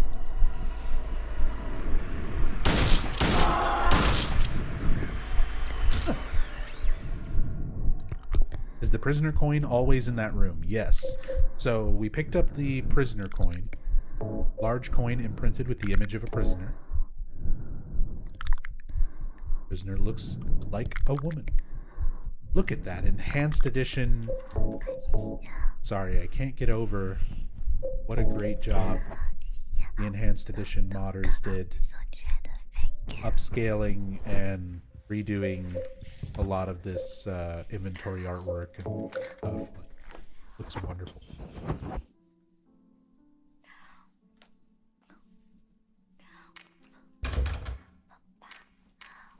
But yes, the prisoner coin is always in that room. And I think that is very much, you know, supposed to be another intentional parallel where Angela sort of sees herself as being this prisoner of her home. The fact that it shows, you know, specifically that the prisoner looks like a woman.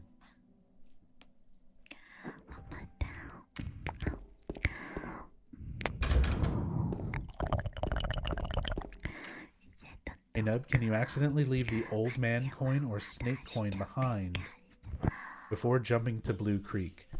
You can, but because of the way the maps connect, you can always climb back or loop back around through one of the unlocked doors.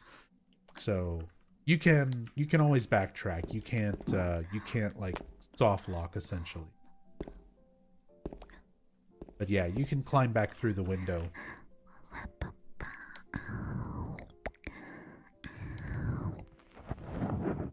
Ooh, the game just hitched.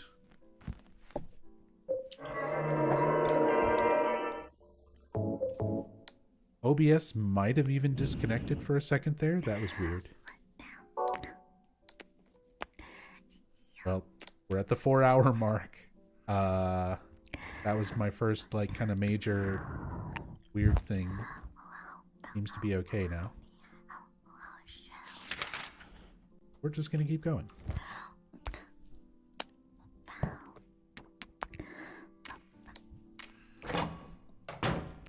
Thought it was my internet? No, everything on my PC freezed up, or Rachel's PC freezed up for a moment.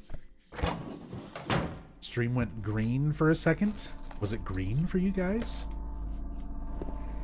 I thought it might have just been like a freeze frame, like the game hitched for a few seconds, then caught up. We need that Giga PC now. This isn't even like the problem PC. This is Rachel's PC. I don't know why it's being weird. I'm apparently just bad at setting up things. Oh, I am dropping some frames, so I might be having some internet problems.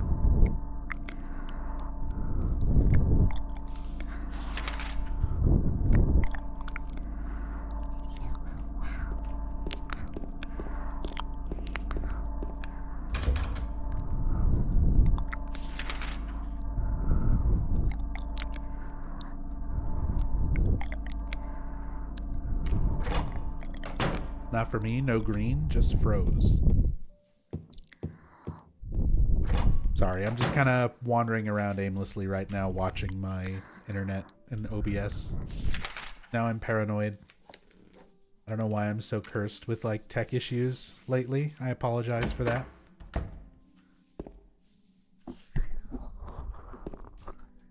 Alright, so let's just go ahead and solve this, but first, gotta talk about the coin. This is a completely new computer. I have to do this pretty much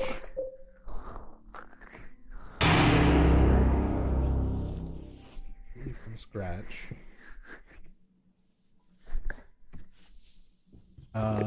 Wemsters.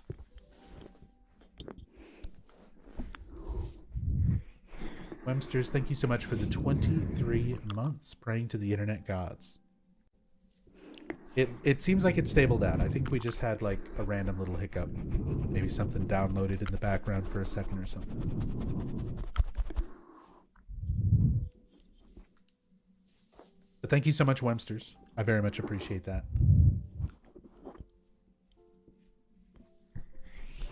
But I need to make a new text document.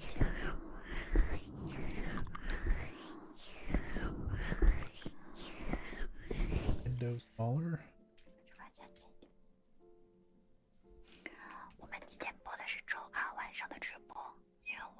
Capture.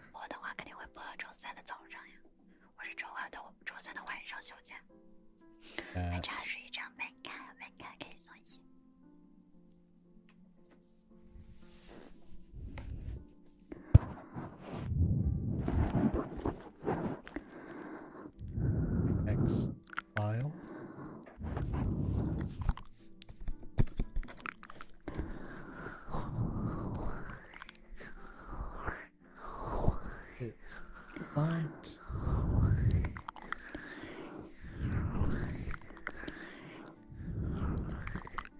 See if this exists on Windows 11. Symbol font. Yep.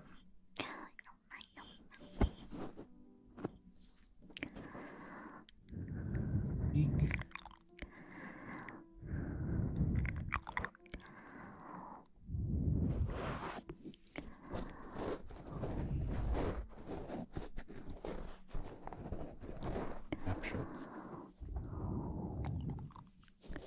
Okay, so all that's set up, just so I can show you this this neat Easter egg. So right now, this is just a regular text, document, Windows 11 text document, set to symbol font, and symbol font uses just a lot of different characters to represent essentially an alphabet. It's Greek characters. Symbol font itself a lot of times is used for like mathematical equations that use Greek characters and symbols in place of numbers and functions. So symbol font is essentially just this common font. It's been a regular, commonly accessible font for decades now. And in Silent Hill 2, if you look at these coins, the writing that is around the edge of each of these coins is written in symbol font, meaning we can translate these. So if you look first of all at the snake coin and the old man coin, the writing for both of these is exactly the same. But the writing for the prisoner coin is different. So first we'll translate the snake and old man text and show what that is. And then we'll translate the prisoner text. So first, for the old man text,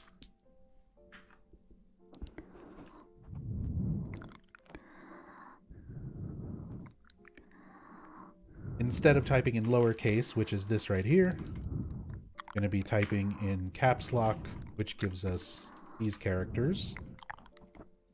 And we're starting from, basically, if you were to look at the coin as though it were a clock, we're starting from like 9 o'clock, that word, and going clockwise around from basically the back of the head to the front of the head.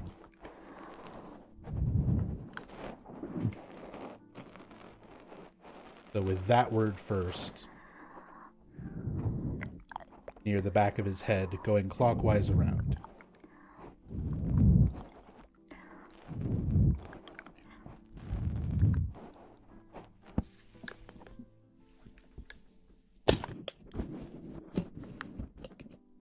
So that's what we get. So if you look at the text around the coin and the text typed up in symbol font, you can see that it's an exact match. So then if you take this symbol font and you change it into something other than symbol,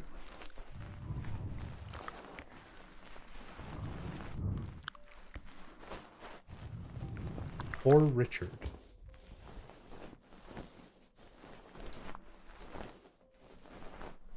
This is now Poor Richard font. You can see what I typed out, the way that it translates over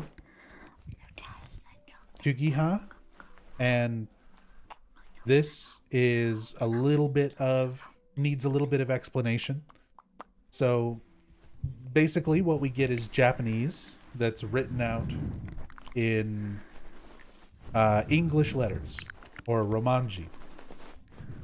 And when you're translating Japanese to English, the character for two can be written in multiple ways.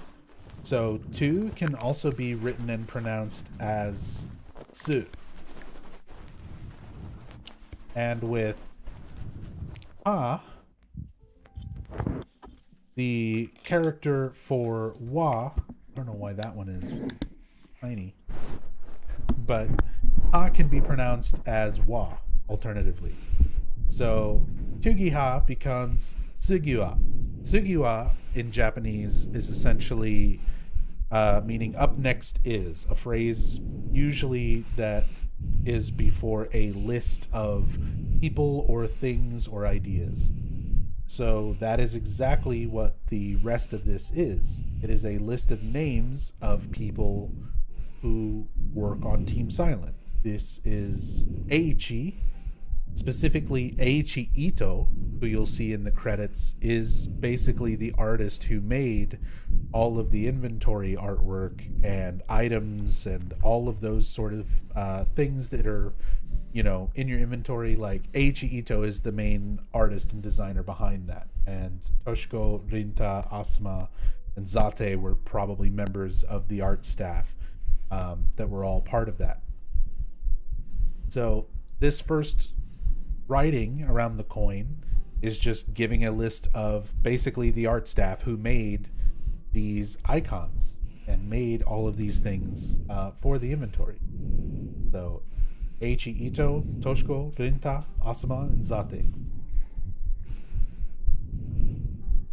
Now, using the same thing, I'm going to change the font back to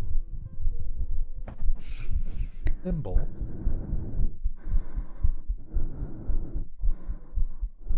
You can see there is symbol font again.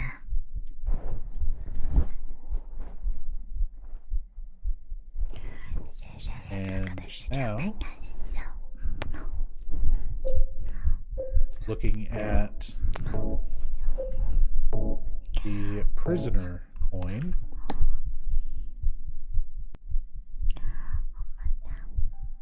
So with the prisoner coin, it's going to be starting with this word at the very top. So again, if you're looking at the coin as though it were a clock, starting at 12 o'clock at the very, very top, and going clockwise all the way around.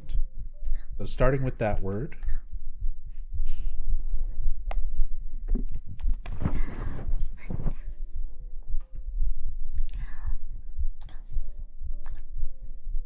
You get this writing in symbol font.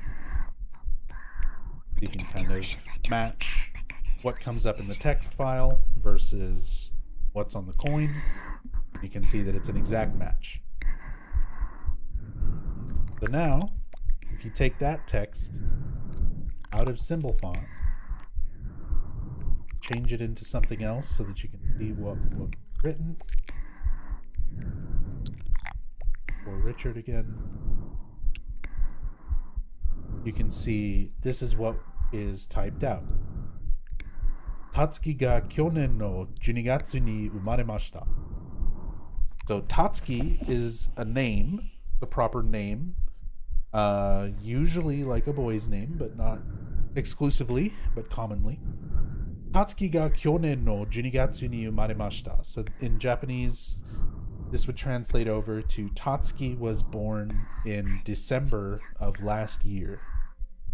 So written around this coin is a little Easter egg referring to one of the members of Team Silent, possibly on the art or just in general, having a baby, having a new, most likely son named Tatsuki, December of last year. So I don't know if that would be when this icon was made, somewhere around 99 or 2000. But yeah, Tatsuki ga kyonen no 12月に生まれ. Tatsuki was born in December of last year. So there is neat Easter egg. one of the coolest little Easter eggs in Silent Hill 2.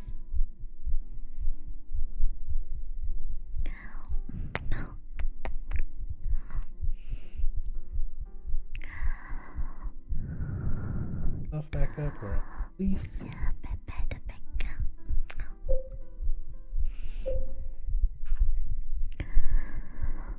Sorry, I had to like shift everything around to make room for the text. Here we go.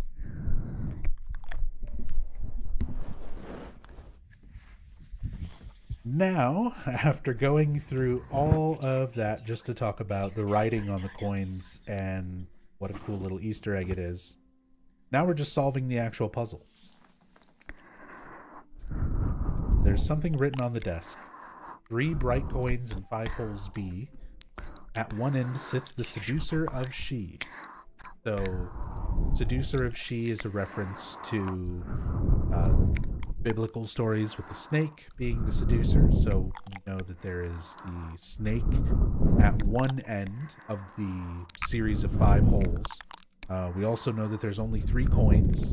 A lot of people get stuck on this puzzle thinking that there are 5 coins, you know, a different coin for every single hole of this desk. But there is only 3. So it just, the difficulty, riddle difficulty that you play on, it just depends on what order you put them in. So at one end sits the seducer of she. One end of the either the first or last slot will be the snake coin. The wind from behind, the woman doth play. So the wind kind of referring to there not being anything there, meaning behind the woman there will be nothing. We also know that the woman is the prisoner coin. The formless one, null, lies furthest from they. So, furthest from them is an empty hole. So, one end is the snake, one end is empty. The old one, the old man beside the serpent, sits not, so it is not the old man coin is not next to the snake. It is to the prisoner's left that he doth rot. There's a line of 5 1-inch round depressions set into the table. So, one end sits the seducer of she.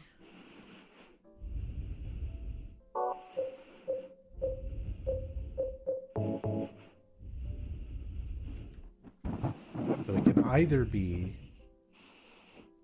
all the way to the left or all the way to the right. But all the way to the right.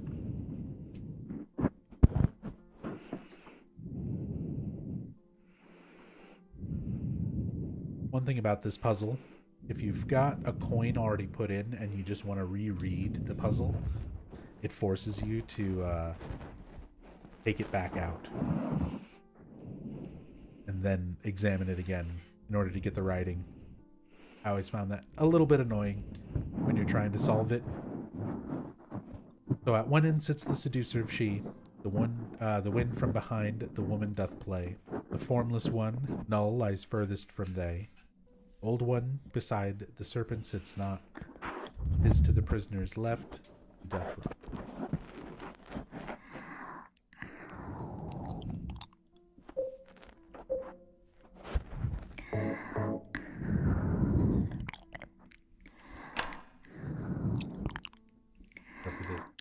Prisoner is going to be in the middle. The old one, 'tis to the prisoner's left, he doth rot. And snake is not immediately next to either one. The wind from behind the woman doth play, so the woman is facing this way. The wind would indicate this being empty. And this being the formless one, null, that the snake would need to be at the far end to the right. This riddle is similar to the piano in Silent Hill 1. I don't think there's quite so much to get lost on this one. The big thing is, and the most common thing is, yeah, a lot of people get stuck thinking that there's 5 coins. Because I thought the same thing. I very distinctly remember looking around for quite a while for more coins before really reading the puzzle and realizing, like, oh, some of the things are supposed to be empty. But this does solve and give us the Linehouse key. So this is a reference to Adrian Lyne, who directed the movie Jacob's Ladder, which was very influential to Team Silent. And James, his whole character design is like clothing and everything is very much based on the main character of Jacob's Labyrinth. Jacob's Labyrinth? Jacob's Ladder. Wrong with my brain. That would be a hell of a mashup. Jacob's Ladder combined with Labyrinth with David Bowie.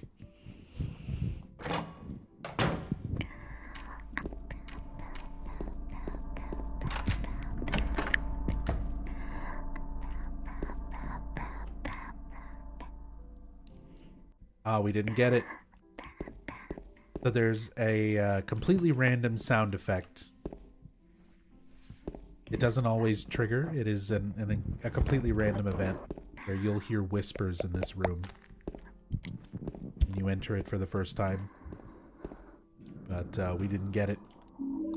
The whisper itself was up to a lot of debate for many, many years about what the whisper actually was, who it was that was speaking, and what was being said.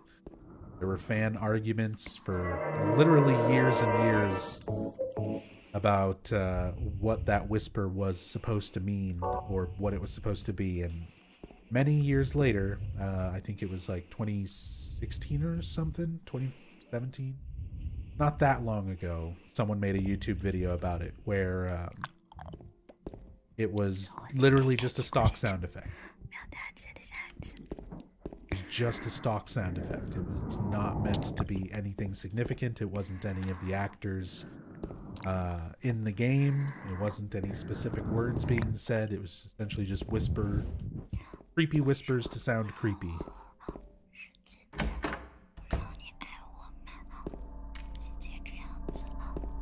Gotta love the whisper. It was somewhat a good show that not everything in the game is that deep. I agree. I think things like that are important to take note of, where fans fought about it for such a long time and eventually it was revealed like it's just a sound effect. It's literally just an unaltered stock sound effect stuck into the game because they wanted a creepy sound, and it's not any deeper than that. And because this game has so many ambiguous open things like left up to interpretation, it's easy to try to look deeply, because there is a lot of things that legitimately do have confirmed, particular meaning to them that devs have talked about and that, is out there, like information out there explaining specifically what a lot of these small details mean and how intentional they were. But not everything is, that deep. Some stuff is just a creepy sound effect for the sake of being creepy. And it's a good thing to kind of keep in mind. Like, as much fun as it is to kind of pick apart these games and look more into their depth, you also kind of just have to enjoy the simplicity of them too sometimes, where something is just creepy looking or creepy sounding, and it doesn't have to go much farther than that. You don't have to really think about it any further than that. It's just, here is this thing. It is weird and creepy and, I don't like it. There's a certain, love of that simplicity when it comes to horror. Like, everything kind of boils down to that. It's nice having all of the depth surrounding it to prop up elements of the story and the characters and sort of make them feel more fleshed out and more real. But sometimes it just needs to be a horror game, and something just needs to be creepy, and that's it. Speaking of,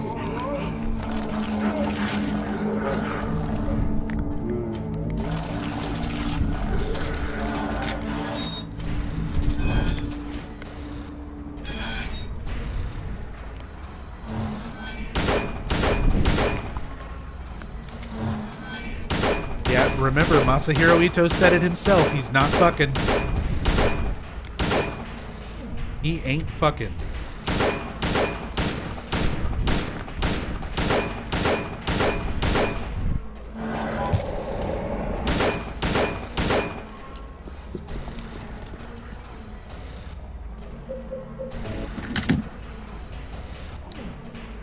I'm gonna try to see if I can let him grab me so you can see his tentacle tongue. He has a tentacle tongue, but he has to grab me. Ooh, don't do that.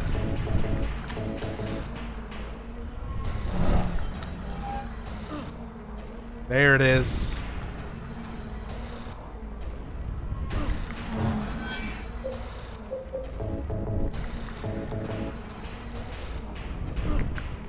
And the fucking punch.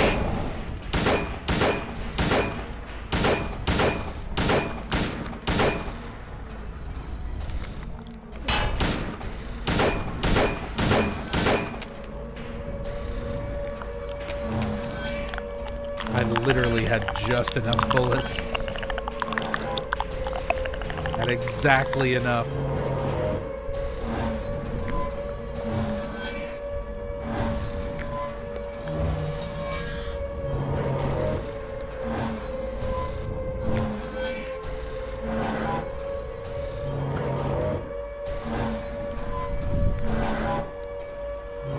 Look at him down there.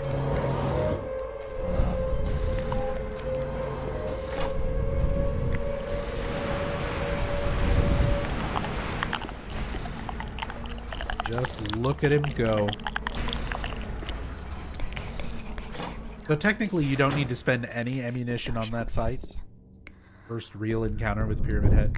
You never technically do damage to him, but if you hit him with enough attacks, he will leave. But that fight also runs on a timer, so you can just stand there and avoid him. If you know how to dodge him, you just move around him and not waste any time, or excuse me, not waste any ammunition. But it does take quite a bit of time for him to finally leave doing it that way. Much faster to attack him.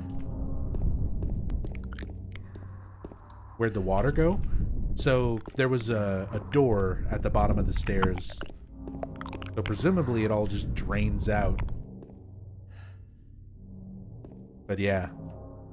Not like the streets are particularly wet or anything after that. Almost like it might not have really been there in the first place. Because reality is all about how each individual perceives it.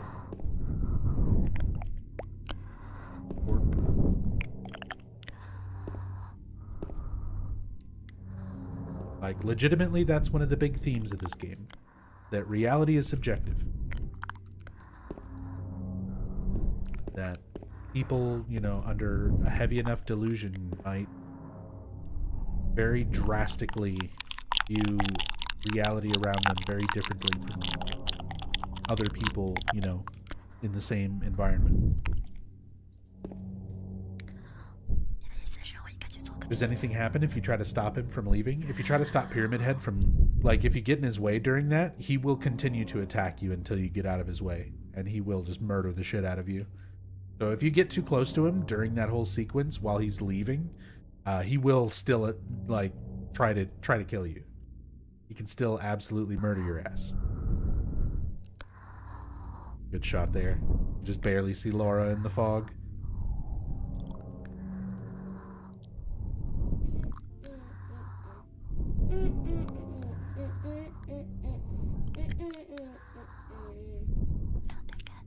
You!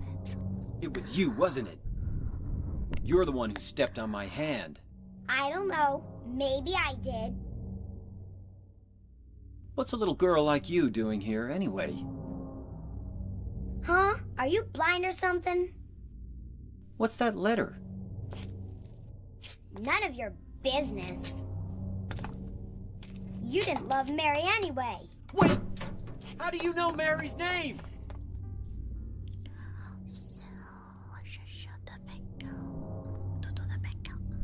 So, nice. Quick little interaction with Laura, but first off, she's just even though she is meant to just kind of be like a normal little girl, she's not seeing anything strange in the town. She's not a manifestation. She's a real girl. She's, you know, devs have commented before, she's not a ghost or anything like that. But she's still kind of creepy, like, looking at her, especially because she's not seeing everything the same way that James is. She sees it as a lot less threatening and, you know, decrepit. So James sort of having that reaction of like, what are you doing? Like, how is this little girl just walking around this horrible nightmare place, and she doesn't see it that way? So you get that, you know, are you blind or something kind of response to it. And yeah, it's interesting seeing that dynamic. And then her making the comment of, you know, well, you didn't love Mary anyway. We get this idea that she knows who James is. She knows who Mary is. And she has this idea in her head that James didn't love Mary anyway. So the only place that she would get that idea would be from things that Mary herself would have told her in letters or in person when they were together in the hospital. So now James knows that Laura somehow is connected to Mary. And we as a player get more of an idea of kind of how they're connected, why Laura has, you know, a low opinion of James. Did Laura draw this on the wall? See, to us, it looks kind of like old, worn out graffiti that's been here a lot longer than since, you know, Laura would have been here. But again, that's maybe just James's perception of it. It looks similar to the way that Laura draws a cat later on in the hotel. So maybe she did. Like, maybe to Laura, that's fresh. She just did it not long ago. But to James, it looks old and worn out. Again, even just simple little things like that. There's so many different ways you can kind of think about it. And it doesn't really give you too many direct, clear answers. You know, the devs give you some clear answers like, Laura is real. So you don't have to theorize around her being a figment of James's imagination or a manifestation or, you know, anything else like that. But it does let you sort of play around with other ideas within that, you know. Rosewater Park. So this is that park. Mary, are you here? So this is the first place that James circles on the map. As soon as you pick up your map and as soon as you get a chance to, like, write down where you should be going to look for Mary, his first thought is that she's going to be at Rosewater Park. That's the first place that he wants to look. And after all of that horrible, nightmarish going through the town, through the apartments, dealing with Pyramid Head, all these other strange people like Angela, Eddie, Laura, finally here at the gazebo.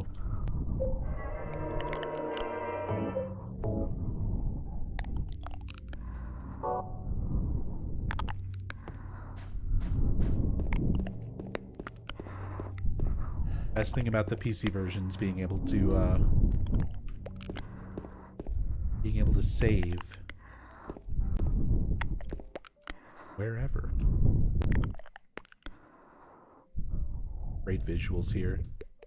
Seeing the fog everywhere, the docks and things just sort of going out and fading off into the fog.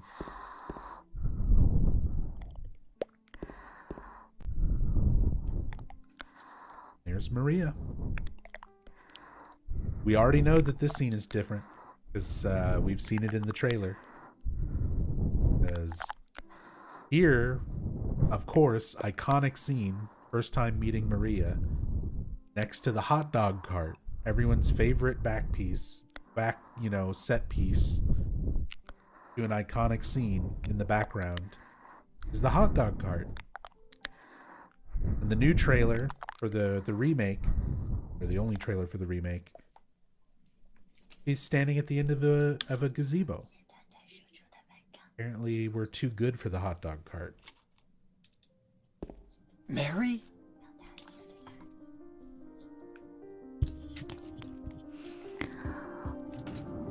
No, you're not. Do I look like your girlfriend? No, my late wife.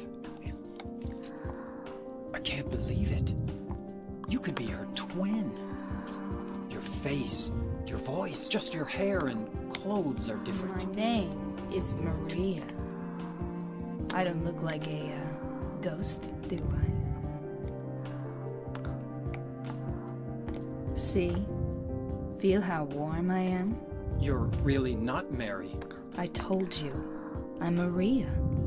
Sorry. I was confused. Where are you going? I'm looking for Mary. Have you seen her? Didn't you say she died? Oh yeah, 3 years ago. But I got a letter from her. She says she was waiting in our special place. And that's here? Anyway, I haven't seen her.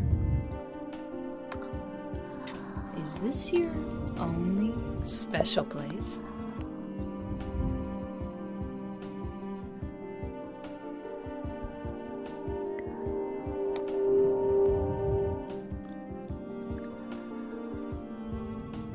Well, there's the hotel too, I guess. The one on the lake? I wonder if it's still there. The Lakeview Hotel? Yeah, it's still there. So, the hotel was your special place, huh? I'll bet it was.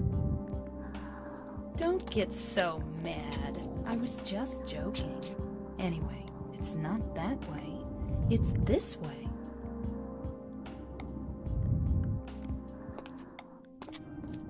You're coming with me?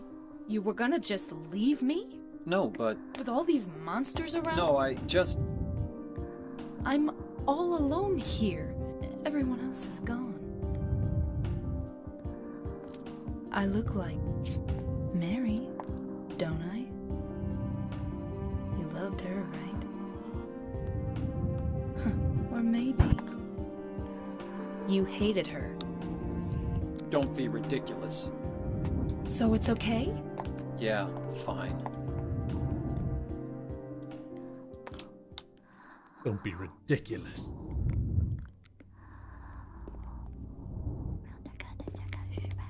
The hot dog stand is very important symbolism. I agree. Soft pretzels. Sorry, I didn't mean to bump into you there. I was admiring these soft pretzels and hot dogs. These are the things that the remake is going to strip away from us. Don't forget them. Cherish them. Cherish the soft pretzels and hot dogs. But also, this is Maria. This is our introduction to the character of Maria.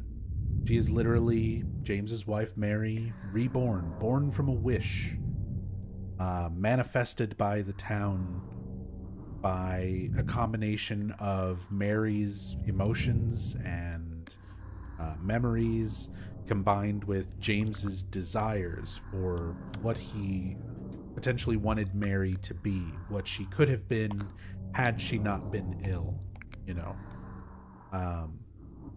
Someone healthier, someone sexier, but still with sort of the feelings and memories of his wife Mary combining to make Maria.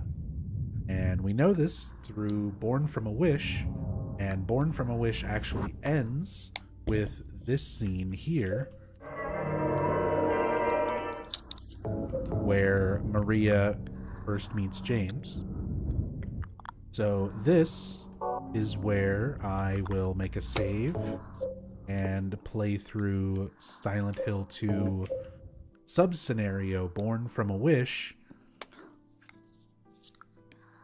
next time.